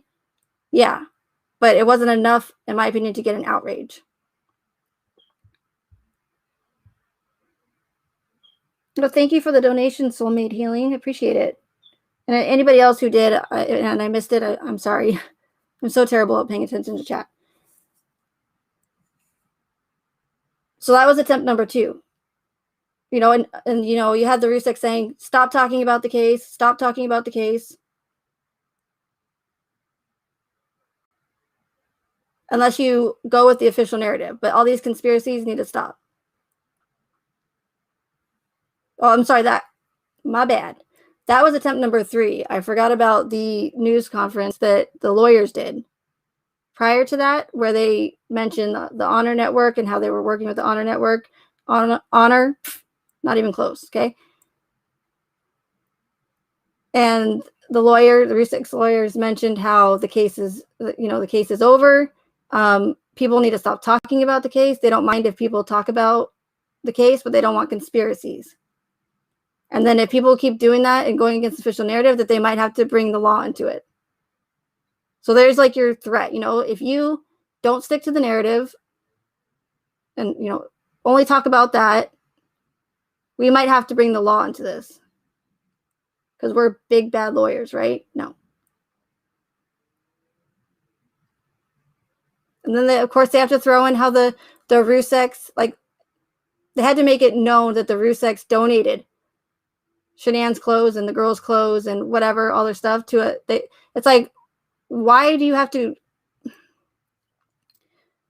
prove or whatever, or make them like look like good people and that they donated? Like, they made it a point to let everybody know that the Ruseks had done a good thing by donating all the clothes. I mean, why are you trying to prove that to it? We don't. I mean, they're just victims, right? Why are you trying to prove how good of people they are? That's, in my opinion, that's what it seemed like to me. So that was attempt number 2, and then attempt number 3. So I apologize. Was the Ruseks going on social media, purposely seeking out when they just got done saying how they are trying to avoid it, stirring the pot, making chaos, causing division. Attempt number 3.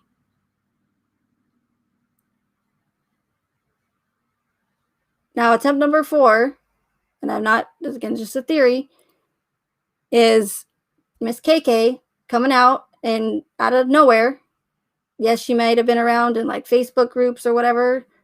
That's fine. But over 2 years later, she comes out of nowhere and starts making all these accusations that Shanann killed her kids, right? She started, not so obvious at first, kind of saying, not really saying what her theory was, but kind of just giving hints about it. But now more and more, it seems like she's not being as careful about that. Like, she's being more transparent. So you have this woman who claims to know Chris. Not only does that get a ton of views because they're like, oh, well, she knows Chris, and we can get inside information about what happened that night. And we can finally get the truth because she's, can go straight to the source, right? When all she does is just talk circles, da la la la. We'll circle back to that. And then never ends up answering it. Or she always says, like I said before. No, I don't know. What did you say before? Oh, yeah, right. The same thing. And she just so happens to be something that I'm not, and really good at speaking and saying what people want to hear and being able to get out of questions that she doesn't want to answer. So granted, I will give her that, which is probably why she was the person picked for the part. So you have KK accusing Shanann of killing her kids, and people are starting to get pissed off. Like, how dare you? How dare you come out and say that this innocent woman murdered her babies?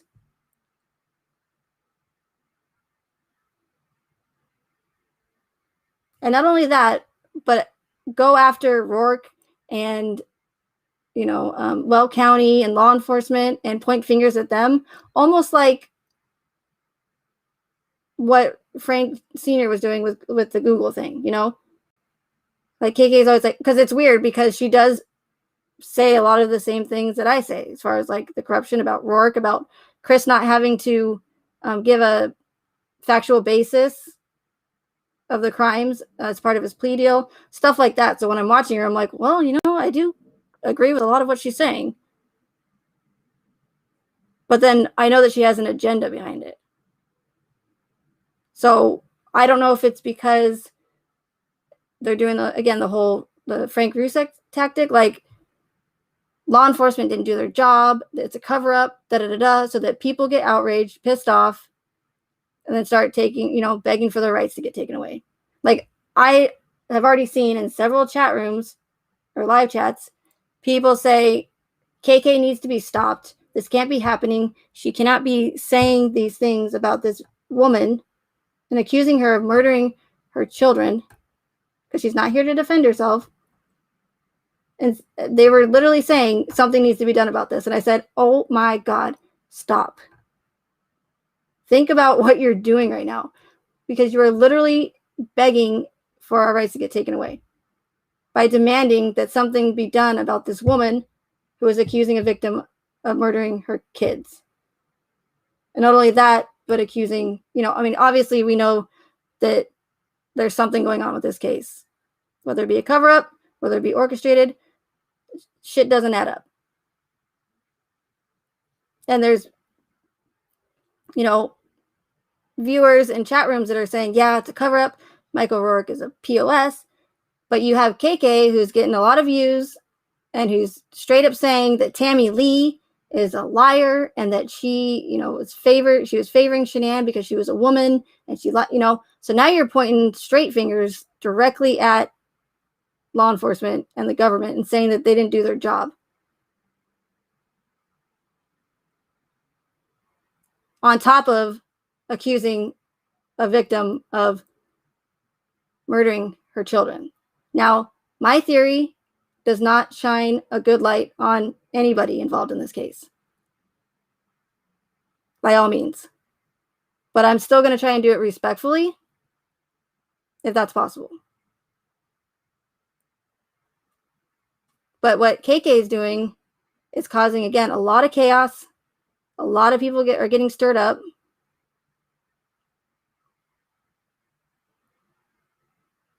And I wouldn't be surprised if this whole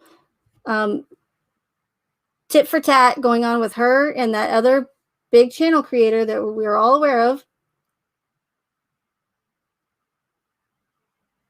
going at it, like they're bickering back and forth, like, oh no, like he's lying, no, she's doing disinformation, and I mean, come on, you guys, like, think about it. She comes out with that voicemail of Chris saying he could say anything he wants to the world in the 15 seconds that he has or whatever. He could say anything, and you want me to believe that this monster that we've been told he is, or made to believe he is, that murdered his entire family for pretty much no reason, that the only thing that he wanted to say to social media was, don't watch that certain channel creator, don't watch his podcast? Like, you want me to believe that? Like, seriously? A convicted family annihilator really, really wants us not to watch this specific person. You see where I'm going with this?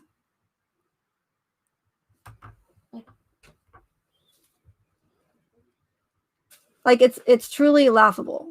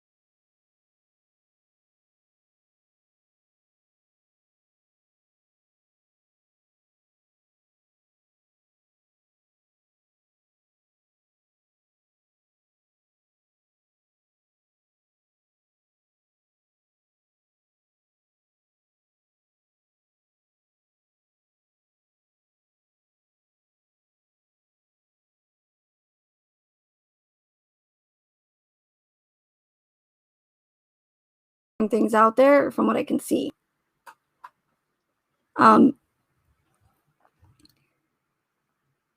When she's really pushing this whole fake news thing, saying that other channel creators are putting out disinformation and saying they're called alien sightings, fake news.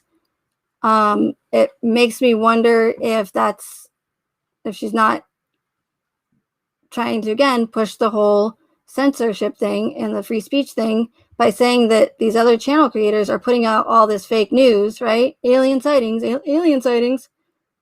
It's super annoying, but anyway. And really trying to push that while she's supposedly putting out facts, right?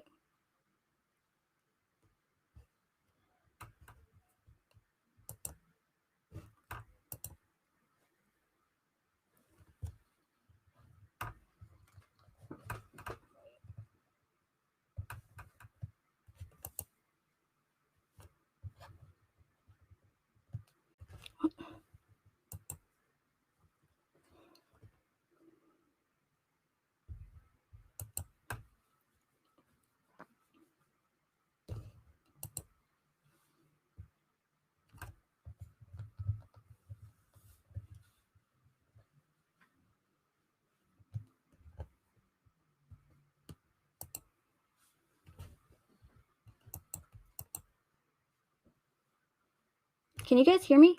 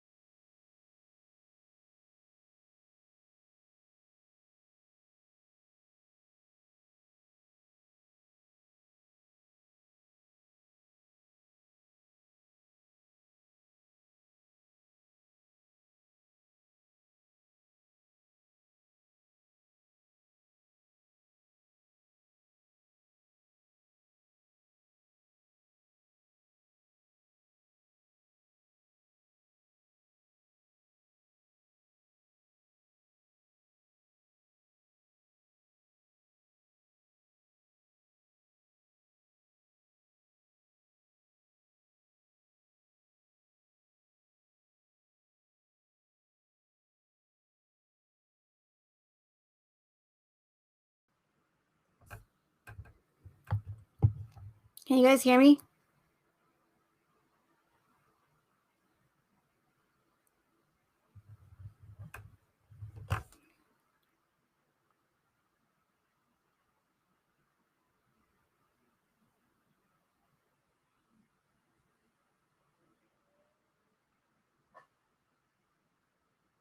Yes, you can. Okay, good.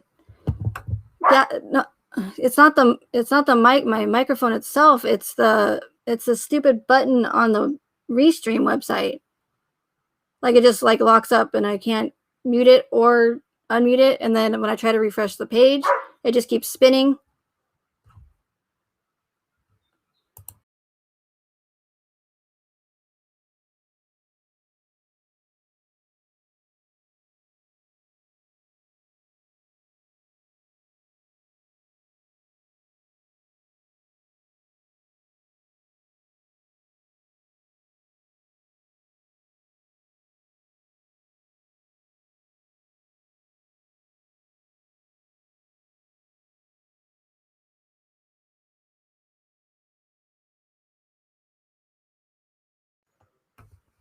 Okay, sorry. I had to let my pup in because she was barking. Microphone still works. Okay, so after all that,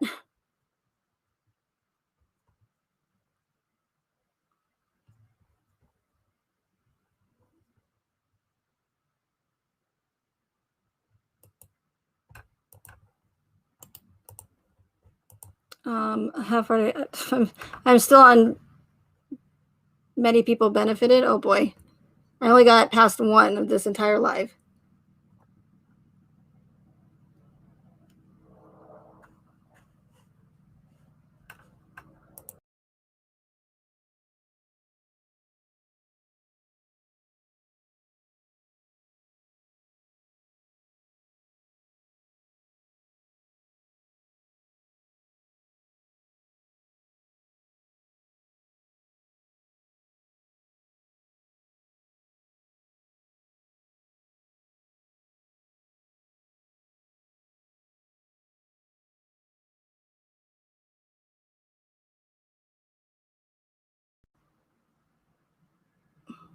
Okay, so I think even though I only got past one, I was like, I'm going to speed through all of these today because we got to get this done. But I do have to get ready because it's my friend's birthday. So let me look at chat really quick. If you guys, I'm sure you guys did ask questions and I missed it, but let me see if there's anybody did ask any questions. Hi, Octavia. Nice to see you.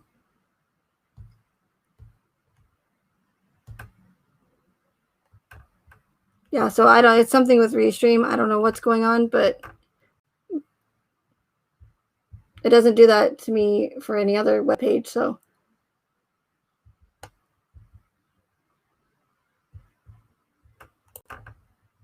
oh yeah, I forgot. You guys are just trying to tell me that I was muted, so there's not really any questions.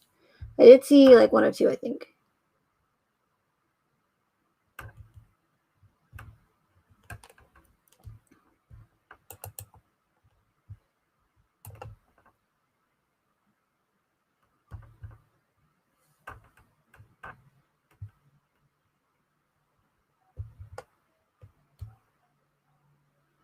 Yeah, I know, Octavia. I know I did say that. I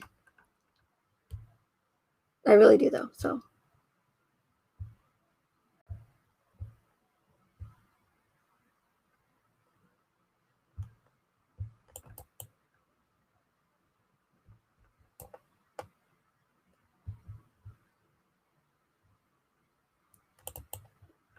yeah, that's true, April. You know what they're they're trying to do too is they want to, and I've mentioned this before, and I'll mention it again and again, but they're essentially trying to demonize the white middle class male and put fear and control people with fear, put fear into people and control them with the fear. Because the best way to control people is with fear or by fear. So they are trying to, they want us to believe that if someone like Chris Watts that shows no sign of violence, anything like that, all his friends, family, had nothing but great things to say about him, in-laws, great employee, da-da-da-da, I've said this before, all around great guy that showed no signs that any of it was going to happen. If he can just up in one day murder his entire family without any, like, they've given us like some like hints at motives here and there, but no actual real motive for like murdering his entire family. If someone like Chris Watts can do that with no warning, then what's stopping your significant other or your husband from doing the exact same thing to you, even though he's a great father, or, or she's a great wife or a great parent, never, hurt a fly. If someone like Chris Watts can do it, then what's stopping it from happening to you? So they want people to constantly be in fear and always, looking over their shoulder, and make people think that they can't even trust the ones who are closest to them. And that the only ones that we can trust are law enforcement and the government. So I think that's what they're doing as well. And again, with these orchestrated events, there's going to be multiple agendas. And they're all going to cater to that specific event, depending on what it is. So it's not going to be the same every time, obviously. But as far as like these homicide cases go, I think that's what they're essentially doing. They just want everybody to be afraid of everybody, like just constantly to be in fear.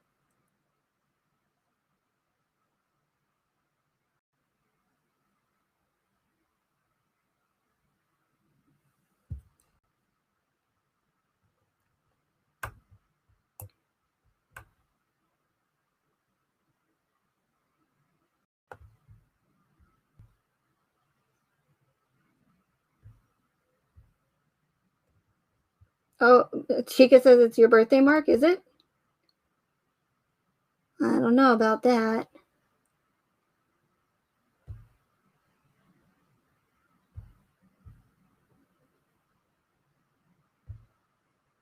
Well, if that's true, happy birthday, Mark. I hope it is amazing.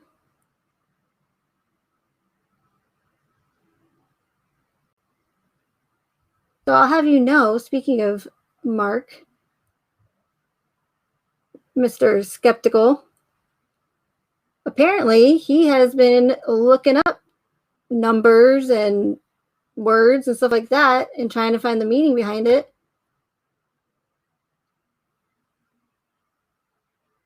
Just as I do, and some other people. So he is he claimed himself, so I'll just give it to him, the sub of the month. Because I think that's great. I think that's great that he's, looking this stuff up and seeing what it means, or seeing what this number means, just because, knowing that that's what these people that are orchestrating these events, that's what they do. They like their numbers, their words, their symbolism. And again, the majority of what they show us, there's something there behind it. So I think that's great. So congratulations, Mark. If I had a sound noise, I would do a woohoo. But no, really, I really think that's awesome. So.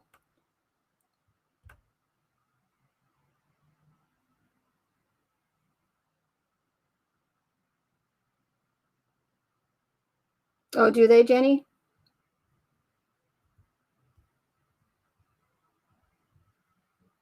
That could just be their cognitive dissonance too. I don't know. And that's the thing. It's like, do murders happen? Yes. All the time. Do parents murder their children? Of course they do. Do women murder their husbands and their children? Of course they do. But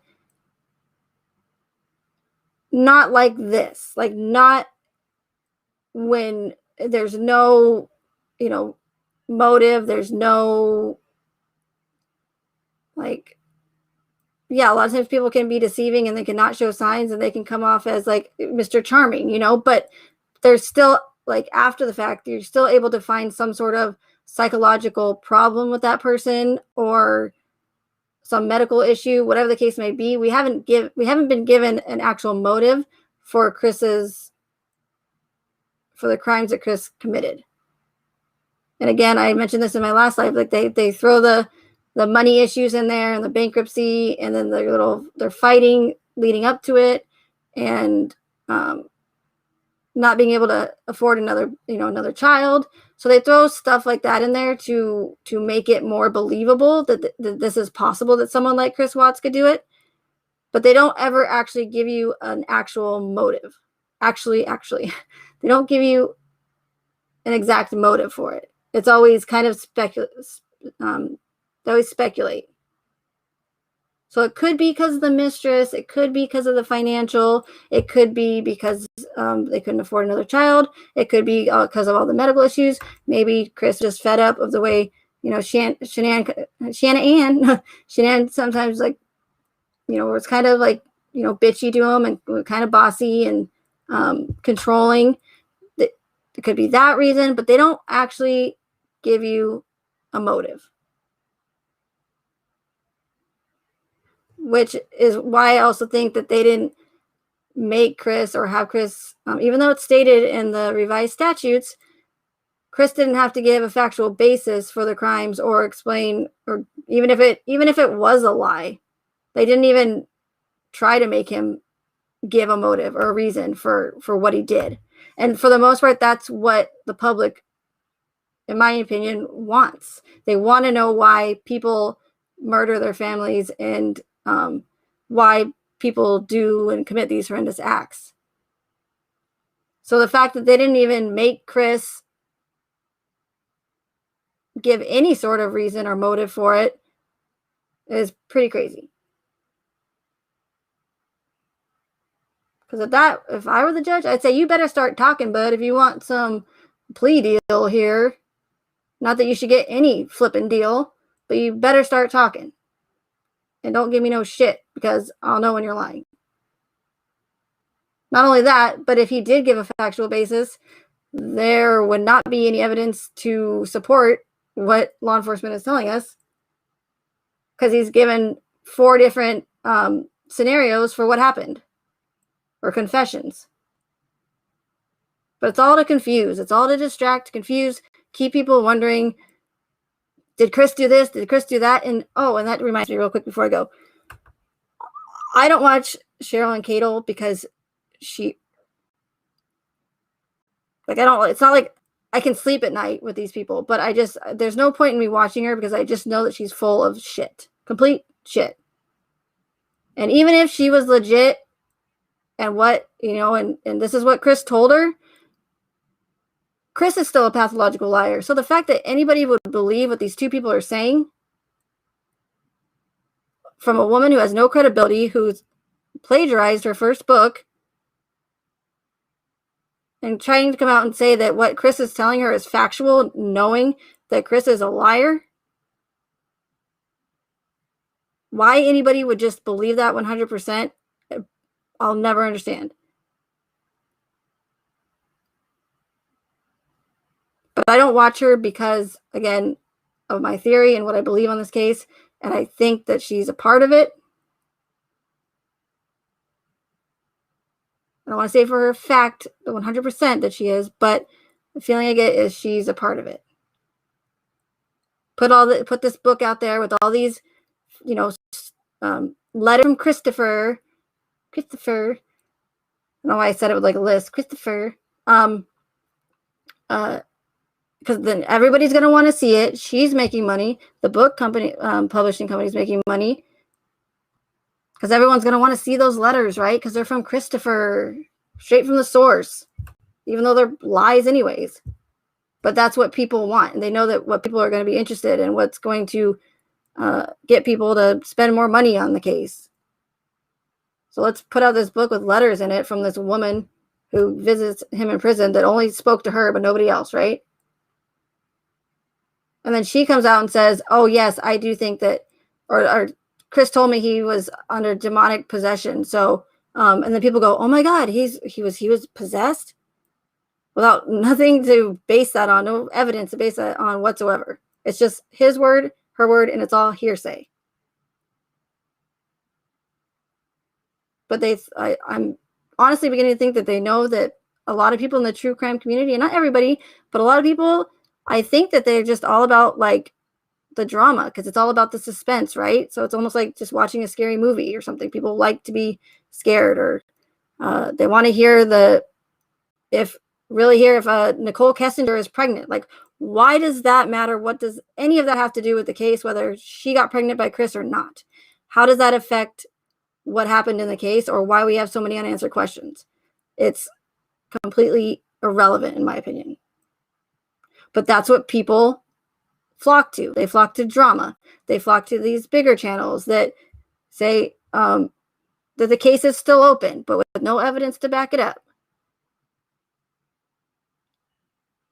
So I'm really starting to think that a lot of people in true crime community don't really want to solve the case or get to the answers or get the facts. They just want the juiciest gossip about the case. Like, honestly, that's the feeling that I'm starting to get. And I feel at times I'm almost like, what am I doing here? If everybody just wants the biggest, juiciest false disinformation and they don't really want to hear this and get the truth about this case, then what am I doing here? Why am I spending my time doing this for, like, what's the point of it? Like, I might as well just start making videos on all these disinformation stories so that I can get views and potentially make money, right? Because that's what everybody wants to hear. Might as well make some money while I'm at it, right? Because I'm not getting the views for speaking the truth, because nobody wants to hear my theory. They want to know that Kessinger is going to, there's going to be justice, and she's going to take the polygraph, and she's going to pay for what she did, even though there's no evidence to prove that she did anything besides lie to the public and law enforcement. But law enforcement was in on it, so technically she didn't lie to him. She just lied to us, just like everybody else involved in this case. They lied to the public to push an agenda for their selfish benefits.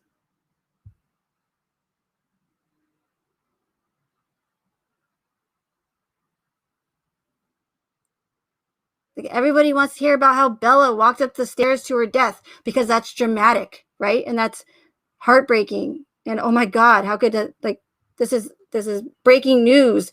Like, first they were dead in the house, and then they were killed twice because Chris didn't kill him the first time correctly. So they woke up, and then we find out that they weren't dead at the house, that they were alive because of the shadow, and then they were killed at Survey, and then she said, Daddy, no, and then, so that's dramatic, and then now freaking Cato comes out and says that Della walked up the stairs at Survey to her death. Dun, dun, dun. Do you see what I'm saying? It's very movie-like. Go figure. It's very celebrity gossip, dramatic. It's like this case turned into literally a drama series. Like, what's gonna happen in the next episode? Like, is Chris Watts gonna turn out to be an alien, or a reptilian, and that's what KK is trying to tell us? I wouldn't doubt if people believe that too. Because if we're told that, it must make it true that Chris is an alien, right? No, it doesn't. It's absolutely ridiculous. But not impossible, but ridiculous. I don't want to say anything is not possible, because there are a few people on the planet, in particular, that if aliens are real, I'm almost certain that they're an alien, because there's a lot of freaky people in this world. But anyways, so do you see what I'm saying? People, obviously, they don't want, I'm not going to say everybody, because I know you guys are here listening to me because, you want to hear what I have to say about it, and you're open-minded. But for the most part, from what I'm seeing, people don't want the truth. They want what they want to happen. If they want Kessinger to be charged and guilty, that's the only thing that they're going to want to hear. They're not going to want to hear that they were duped and that, that Kessinger didn't murder anybody or help murder anybody, and that all she did was lie to the public, and she's may not even have been sleeping with a married man, based on my theory. They don't want to hear that. They want to think that she's the most hated piece of shit woman in the world, right? Because that's dramatic. Can't wait till they wake up tomorrow and turn and go into YouTube and see what the next dramatic story is. Disinformation story.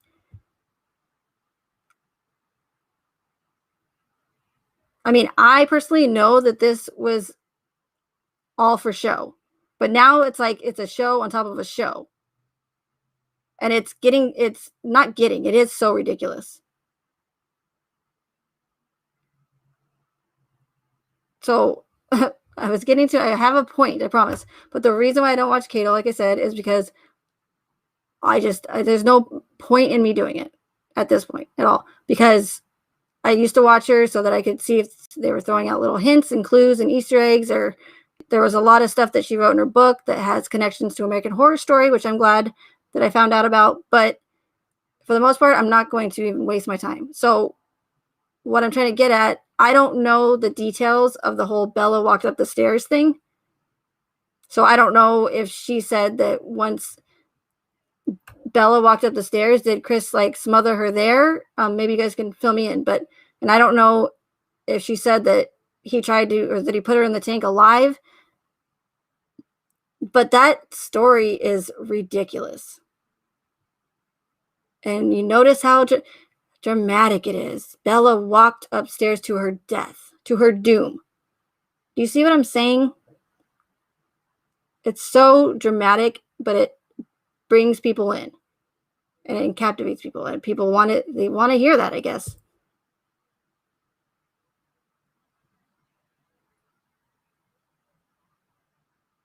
But either way, if they're trying to say or claim that story as factual, like it really happened, even though Chris is a liar, but let's just go with it and give him the benefit of the doubt, and her, and say that happened. Let's break it down. Let's think about it. So this is now what, like the fourth confession or something?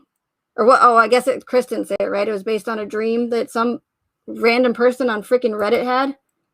And then people still believe it. They still believe it. They think that because this random person, who we have no idea who she is, or they are, had a dream that Bella walked up the stairs, and then so that makes it real? Or because Cato's saying it? I don't get it. I guess maybe I should have watched her interview so that I would know what everybody's talking about. But to me, it was irrelevant. So now everyone's like super confused. They don't know what the hell is going on. Chris is giving 4 different confessions. Now there's like this other dream story, and Bella walked up the stairs to her death. So that would mean that he didn't kill her in the truck, like he said in that one confession when she said, "Daddy, no." And now all of a sudden she's walking up the stairs to her death. Did he, what did he have in his hands that he strangled her, or that he smothered her with? Did her blanket up with her? Did he, I don't know how much space you're working with up there on top of the stairs. But I would think compared to a secured area like the back of a cab of a truck, and this is terrible, but you can only, I think we can imagine that when someone's like suffocating someone, that person is going to struggle. So you're more likely to have a better chance of them not struggling as much if you're in a more confined space, like the back of a truck, compared to an open area on top of a stairs that's probably like metal. And if she's struggling, like it's ridiculous in my opinion. And if she is claiming that Chris put Bella in that tank alive, that's even more ridiculous. Just trying to say or claim that he put those girls in those 8-inch holes deceased is one thing, but to say that he put Bella, who's bigger than Cece, in there alive is absolutely ridiculous. You're not going to fit a toddler in an 8-inch hole that's round and 8 inches around, who is struggling and squirming as he's trying to put her in the hole, in the tank. It's ridiculous. And it drives me crazy because all that does is just it sends me back to like ground zero. And it is frustrating, and I'm not going to stop, but it's not about views, but it's just like when I see these other channels that have like 500 people in there, 600, 1,000, and they're just spewing out disinformation and rumors and lies, and people are just soaking it up. And here I am. I'm not trying to say that I'm like a saint or anything, but I am truly. There's other channels that are true, that they do want the truth out there, and that's great. But then you have those ones that are purposely putting out disinformation and making it 10 times more difficult for me. And, I'm one of those people as well that are trying to do the right thing for myself as well as others. But again, people don't want to hear my theory. If I even mention the fact that the girls in Shanann might be okay, oh boy, I just started a freaking, yeah. How dare you? How dare you say that Shanann and the girls might be okay, and that some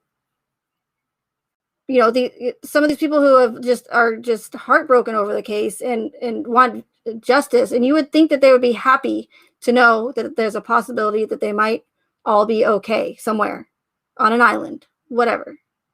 Not Watts Island, but a different island. No, it's you would think, but it's the exact opposite. I'm the bad person for saying that. How dare I? How dare? It's like, wait, you're not. Wouldn't that be like good? Wouldn't that be a good thing if you found out that they were okay? No, they rather make up every reason for why they're dead in the book than to even think that would be a possibility. It's amazing. But honestly, like, people need to stop believing. If people really want the truth about this case, then stop believing this bullshit. Stop believing all these ridiculous stories. If you want drama, if you want whatever and heartbreak, then go watch Lifetime. Go watch something. But don't say that you want truth and justice for these victims and then believe all these ridiculous lies and stuff that can easily be debunked if you just do it, look it up yourself. But no, I think that people don't want to do that. They want, again, the drama. They want to wake up on YouTube and know and hope that there's going to be another new theory out there that's going to be, put them on their toes or whatever that freaking saying is.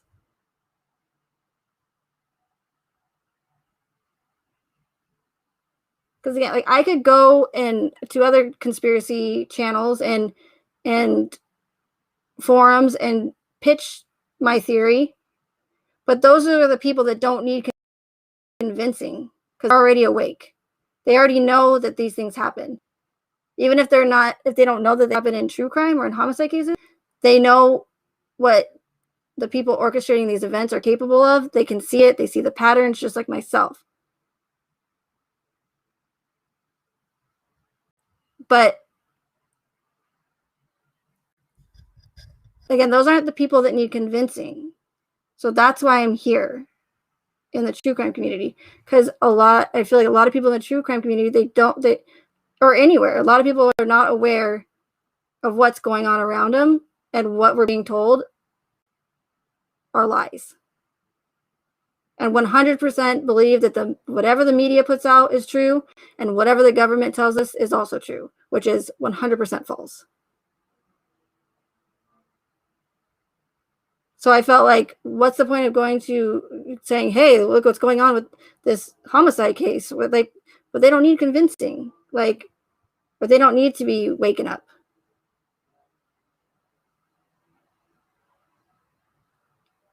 But I really I feel like, again, frustrated sometimes because it's like, what am I doing here? I mean, if people want the disinformation and just the next gossip story, then why aren't I doing that with my time? Like, I'm not trying to be like all dramatic, but it is frustrating. And I am always respectful, or I try to be respectful, calm, and I just do the thing and not, I don't, it's not what my channel's about. And that's probably why I don't get a lot of views, because it's not the drama that everybody wants. And everybody wants what they want to happen in the case. No matter if you show them all the facts, if they want Nicole Kessinger to be guilty, she's going to be freaking guilty in their eyes. And they can keep talking about this case till the cows come home, but that woman is never going to be charged. And if she is, or does come and speak out or whatever, I'll be the first one to say I was wrong. No problem doing that. So instead of focusing your attention on this case that's over 2 years now, which is done on purpose, that's the psychological aspect of it. That's why they released all the information, so that we'll bury our heads in the discovery, try to figure out what happened, leave us with all these unanswered questions, try and solve the case with only half the evidence, if you want to call it that. Only show us what they want us to see, leave out some stuff, add some little tidbits in there, so that we think maybe this person's involved, or that person, or that coworker, or the mistress, and why wasn't she investigated? So they can all keep trying to solve it and hope that something's going to come about it that is going to prove that Kessinger is guilty, but it's not going to happen. And I've seen it before. They disappear off the face of the earth for a reason.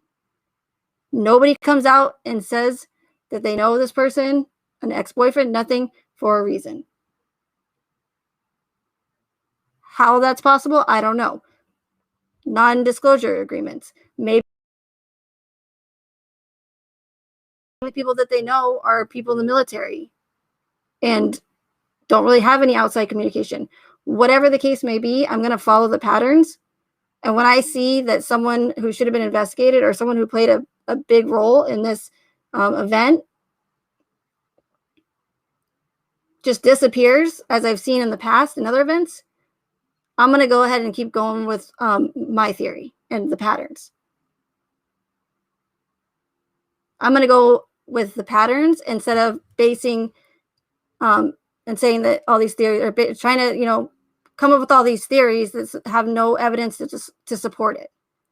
Because essentially that's what all these theories going around are. They're just theories.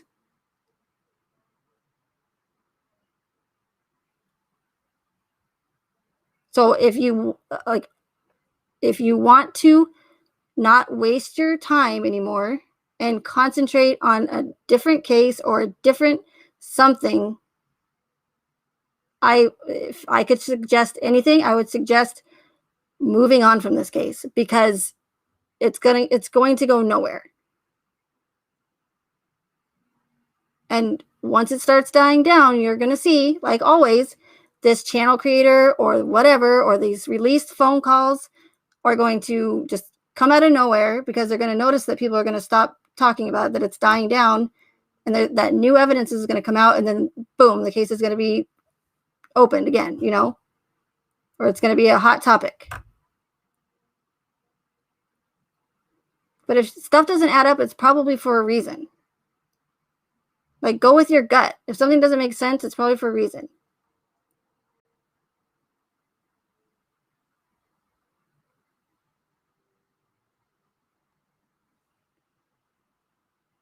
But my suggestion, honestly, would be, because if it would never happen, but if everybody stopped talking about this case tomorrow, they're like, okay, let's just talk about it for the rest of the night, midnight, boom, we're not going to talk about it anymore, they would lose. Now, they already gained substantially from money, the publicity, whatever.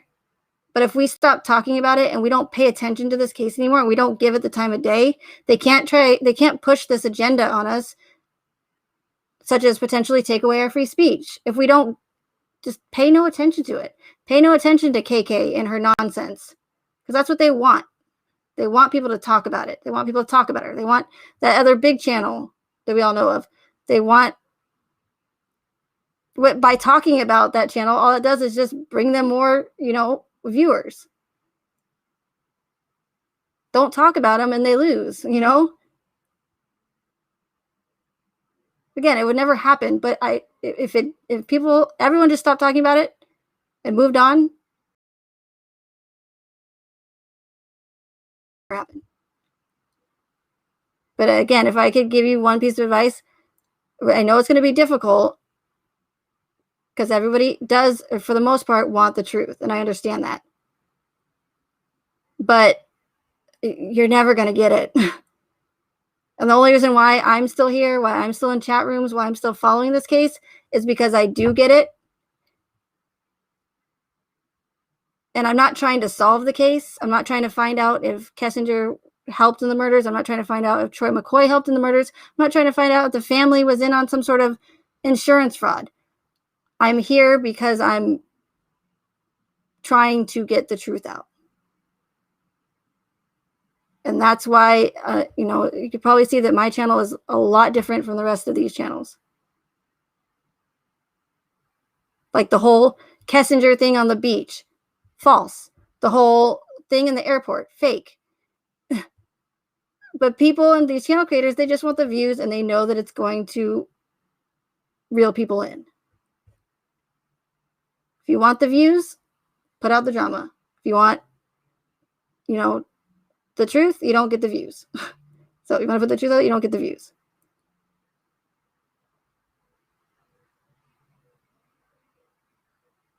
So again, I'm not going to be able to make everybody see see the truth in this case. That would be impossible.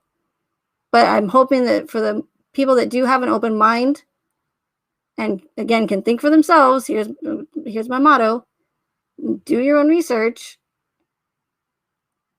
Like, those are the people that I'm doing this for, who want to really truly know the truth and don't want to just hear the next big juicy true crime drama gossip, which this is completely turned into. So I don't know if that's how it's always been in true crime and all this disinformation, or if it's just this case. I mean, I know this case is a lot different, but I've never followed any other homicide cases or made videos about them or investigated them. But this is literally turned into a freak show, a 3-ring circus. And I feel like I'm in the Twilight Zone every single day with this case.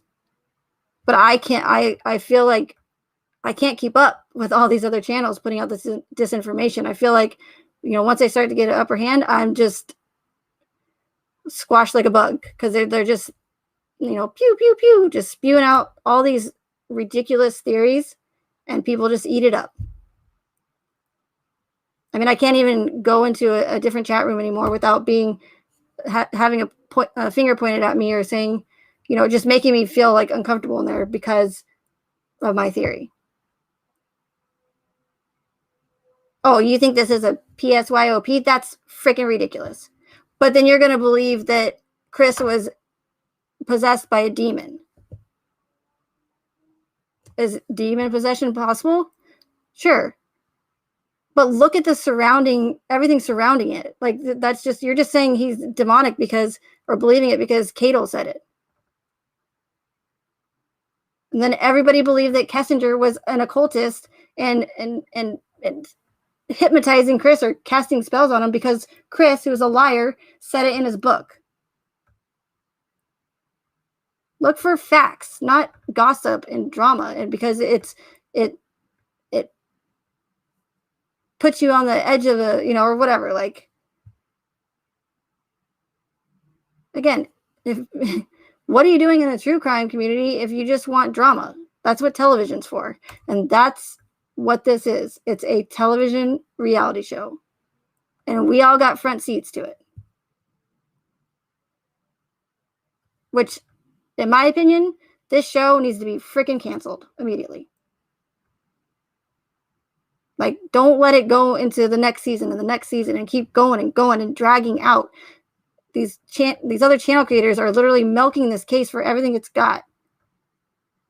And I wouldn't be surprised as soon as these other channels run out of theories, because I'm sure they will one day. I'm just waiting for the day that they come out and, say, oh, this is not a cover-up. It was all orchestrated. And then people are just going to believe it. And I am going to be shocked but not shocked, because here I am working my ass off for 2 years. And they're going to turn around with all these, people that just believe everything they say. And they're going to go, oh my God, if he said it, it must be orchestrated. Oh my God, you're totally right.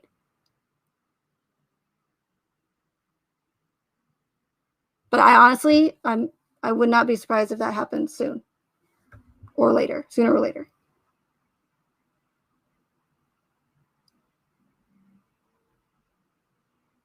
But I mean, it's clear to me what these other certain channels, not all of them, but certain channels are doing. They are going to squeeze every last drip drop out of this case until it's dry. And they're just going to keep coming out with theory after theory, and people are just going to keep believing it. So stop believing it. I'm not telling you what to do, but if you ask my opinion, I would say to just move on. Go and advocate and support these other real victims who die every day in murder cases. The ones who don't get this mainstream attention, which I believe are made mainstream, certain ones over others for a reason. The Chris Watts case being one of them. And this one, the way it was orchestrated, the way it was planned, the way it was put together, just happens to have been more successful than others. There's going to be some that are more successful and get more attention and work better than other ones. And this was just the way they did it, made it so that people cannot get away from it. And it drew people in, and it still does. And people just, they just can't. And it's fascinating to me watching it unfold.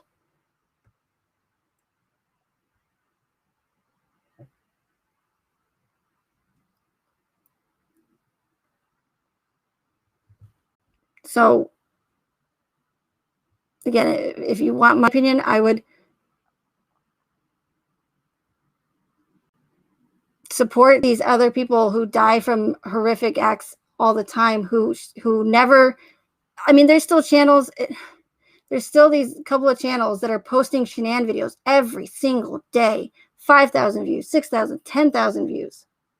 Not so much anymore, but still just 20,000 views for videos that we've watched over and over and over. And people are just still watching them, and they're still getting the views, and they're saying that they're advocating for them, and they're keeping their memory alive. And I get that.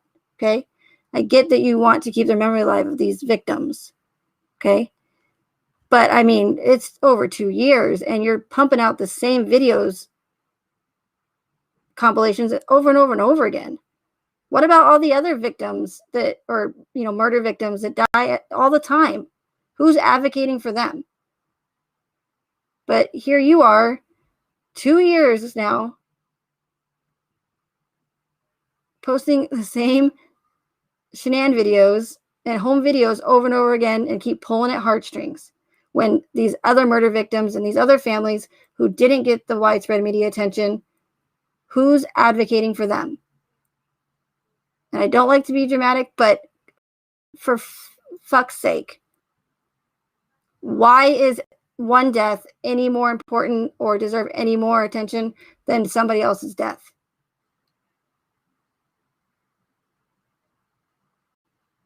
Murder is horrible no matter who is victim to it.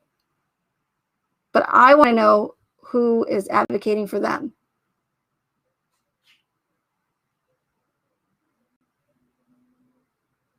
And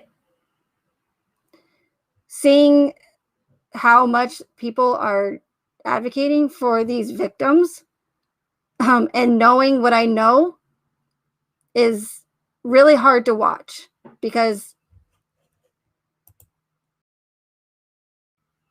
they're advocating, in my opinion, for no reason. And they're not, some people are not being able to sleep at night because of this case. Some people are crying still 2 years later because of this case. And knowing what I know, it's terrible that this case is affecting people's lives so much that they can't sleep at night, or that they're still crying instead of crying for, or being sad for, other murder victims who, again, do not get the attention that I feel they deserve.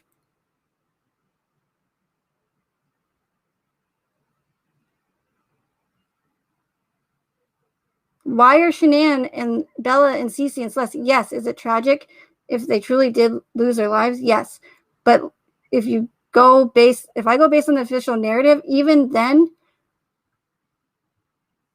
I mean, it's going after 2 years now. Like, why is the only thing on your channel Shanann videos and Bella and Celeste videos? Why aren't you making other videos for anybody else, any other murder victims, children, women, whoever?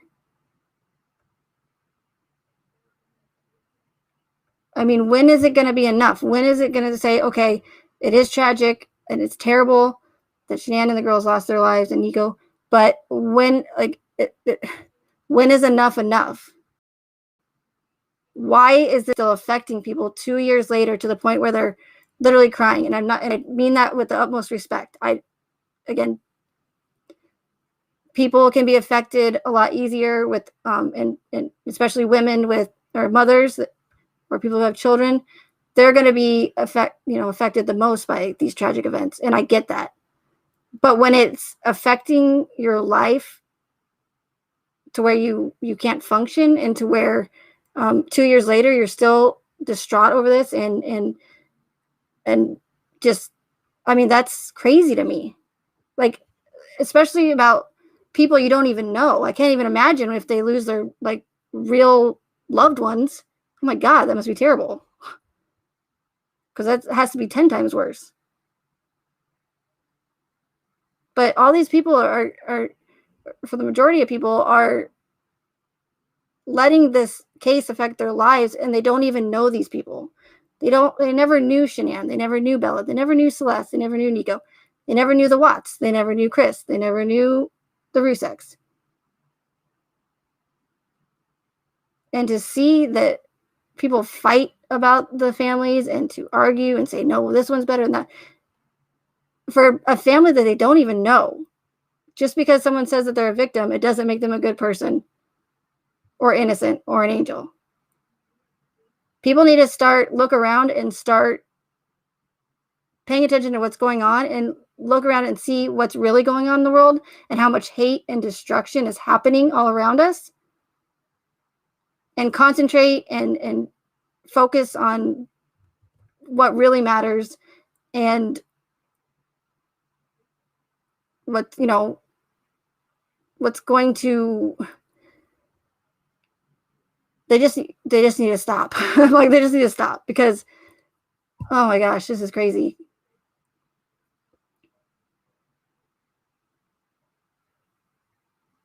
But I mean, like, honestly, I'm sure that there are people that advocate for these other families that don't get the mainstream media attention, but why is it that these mainstream cases, why are they so praised and cherished, and just focused on the entire time, when people are being murdered all the time? Again, murder is murder, but no murder is more important than another. A loss of a life is no more important, slow down, Megan, than another.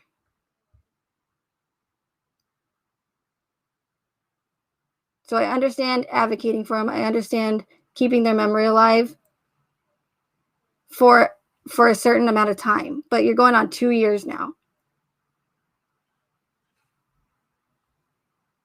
but they know that people are attracted to this case, infatuated with it, and they're going to keep doing it as long as people keep believing it. So, again, I'm not going to tell you what to do, but I would, again, take all of this drama, like just look at it from a different perspective and say, wow, that there is a lot of theories going around. There is a lot of like drama and chaos, and it does look like a freaking reality show. And it's never ending. It's like it's a never ending case. It's a never ending reality show. It's that one show that you wish would get canceled, but then your favorite one gets canceled, and that one that you don't want keeps going and going for like 20 years, 20 seasons. Well, for me anyways.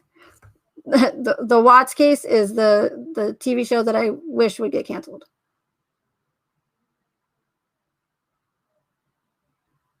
But instead, the one or two shows that I do watch on television, because I don't watch television that much, my luck, that one will get canceled and not this one. But as long as that show keeps bringing in all those the audience and the views, those are the ones that are going to stay on. And just like the Watts case, it's bringing in the views, it's bringing in the money. So stop watching it. Even if you don't believe what I'm saying, or if you don't think it's possible, and you truly believe that it happened, and you believe the official narrative, it's time to like literally like, and I feel okay. I can't say that it's time to move on. People can move on whenever they want, and people will move on faster than others. But I mean, you're literally talking 2 years now, over 2 years now. But I know why, because that's how these operations work. And that's why they're so successful, because they know what they're doing. They know what triggers people. They know what pulls at heartstrings. They know what's going to captivate people. They know that people are going to delve into the discovery and try to solve the case, knowing that it's impossible. And that's why they only show us what they want us to see.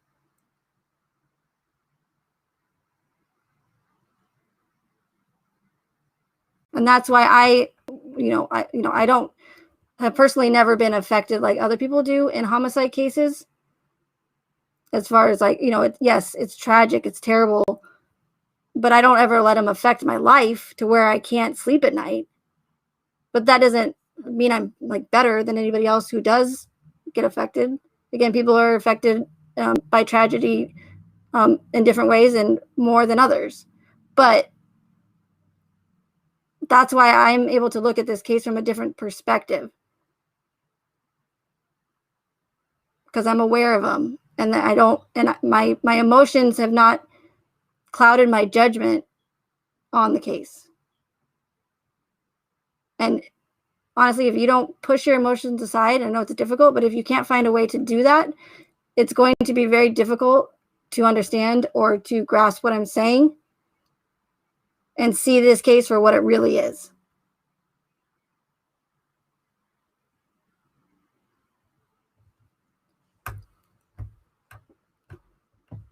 So, but on that note, I'm going to end it there, dun, dun, dun, all dramatic, but no, really, I don't like to be dramatic like that, but again, I'm not going to, it's going on 2 years now, and I'm not going to sugarcoat this anymore. I mean, if it hurts people's feelings or not, I just can't. I'm not going to take my time out of my life just to worry about whether or not I'm going to hurt someone's feelings or piss someone off or whatever.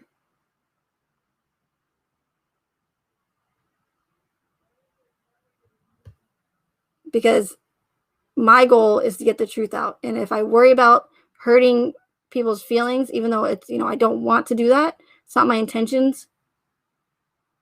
If I keep worrying about that, this is going to be all for nothing, because I'm just going to be wasting my time. I'm going to be wasting your time. And that's not what I want. I'm still going to try and do it respectfully, but I'm not going to be as transparent, and I'm going to say things that people are not going to want to hear, and I'm not going to apologize for that either, because I apologize for stuff all the time. But if people can't see that I'm, for 2 years I've been trying to be respectful as I can, and if they're going to get mad, then oh well. I'm here for the people that want to know the truth and who have an open mind and want to actually hear what I have to say. So I had to choose whether I wanted to, get the truth out there, and the reason for why I'm doing this, or if I wanted to worry about hurting other people or being disrespectful to other people. And unfortunately, those are the kind of people that they're never going to get it. They're never going to see it. They're going to go the rest of their lives living in their safe bubble, and that's fine. It's not fine, because, those are the ones who are going to beg for something to be done when they get upset. They're the ones that are going to beg and demand something be done about what they created. And they're going to be the ones that are going to ruin it for all of us, not knowing it at the time. Like I said, they're going to think what they're doing is going to be it's going to be beneficial for society in the long run. But in reality, it's actually it's going to be worse and more destructive and they're not going to realize it till it's too late. They might never realize the damage that they did, even though they thought they were doing the right thing. And that's why it's scary. But again, those, unfortunately, there's no hope for them. And I've learned that. But there is hope for the ones that are watching me, even if it's only 28 people. If I can wake up one person or 1,000, to me, it was worth it. Because I know that I'm doing the right thing. I'm not doing it for financial gain or to push an agenda, besides truth being the agenda. So enough with all that sappiness. I don't like it. But I do have to go. I have to get ready, because, yeah, it's my friend's birthday. He's already called. So, but thank you all for being here. Thank you to my moderators. I really, really appreciate you guys that are, especially the ones that I always see in my live chats, and for taking time out of your lives to listen to what I have to say. And I think that, some channel creators forget that sometimes. They don't realize that by watching them, they're also taking time out of their lives, and not just the channel creators taking time to make videos and do live streams. So it's works both ways, I guess. So I do appreciate that very much. So I hope everyone has a great night. We will go on to the next red flag, and hopefully I'll make it through more than one. I do apologize for that, but everything I did talk about was important, and I'm just dragging this out. So I'm going to go now. Okay. All right. Bye. Bye, guys.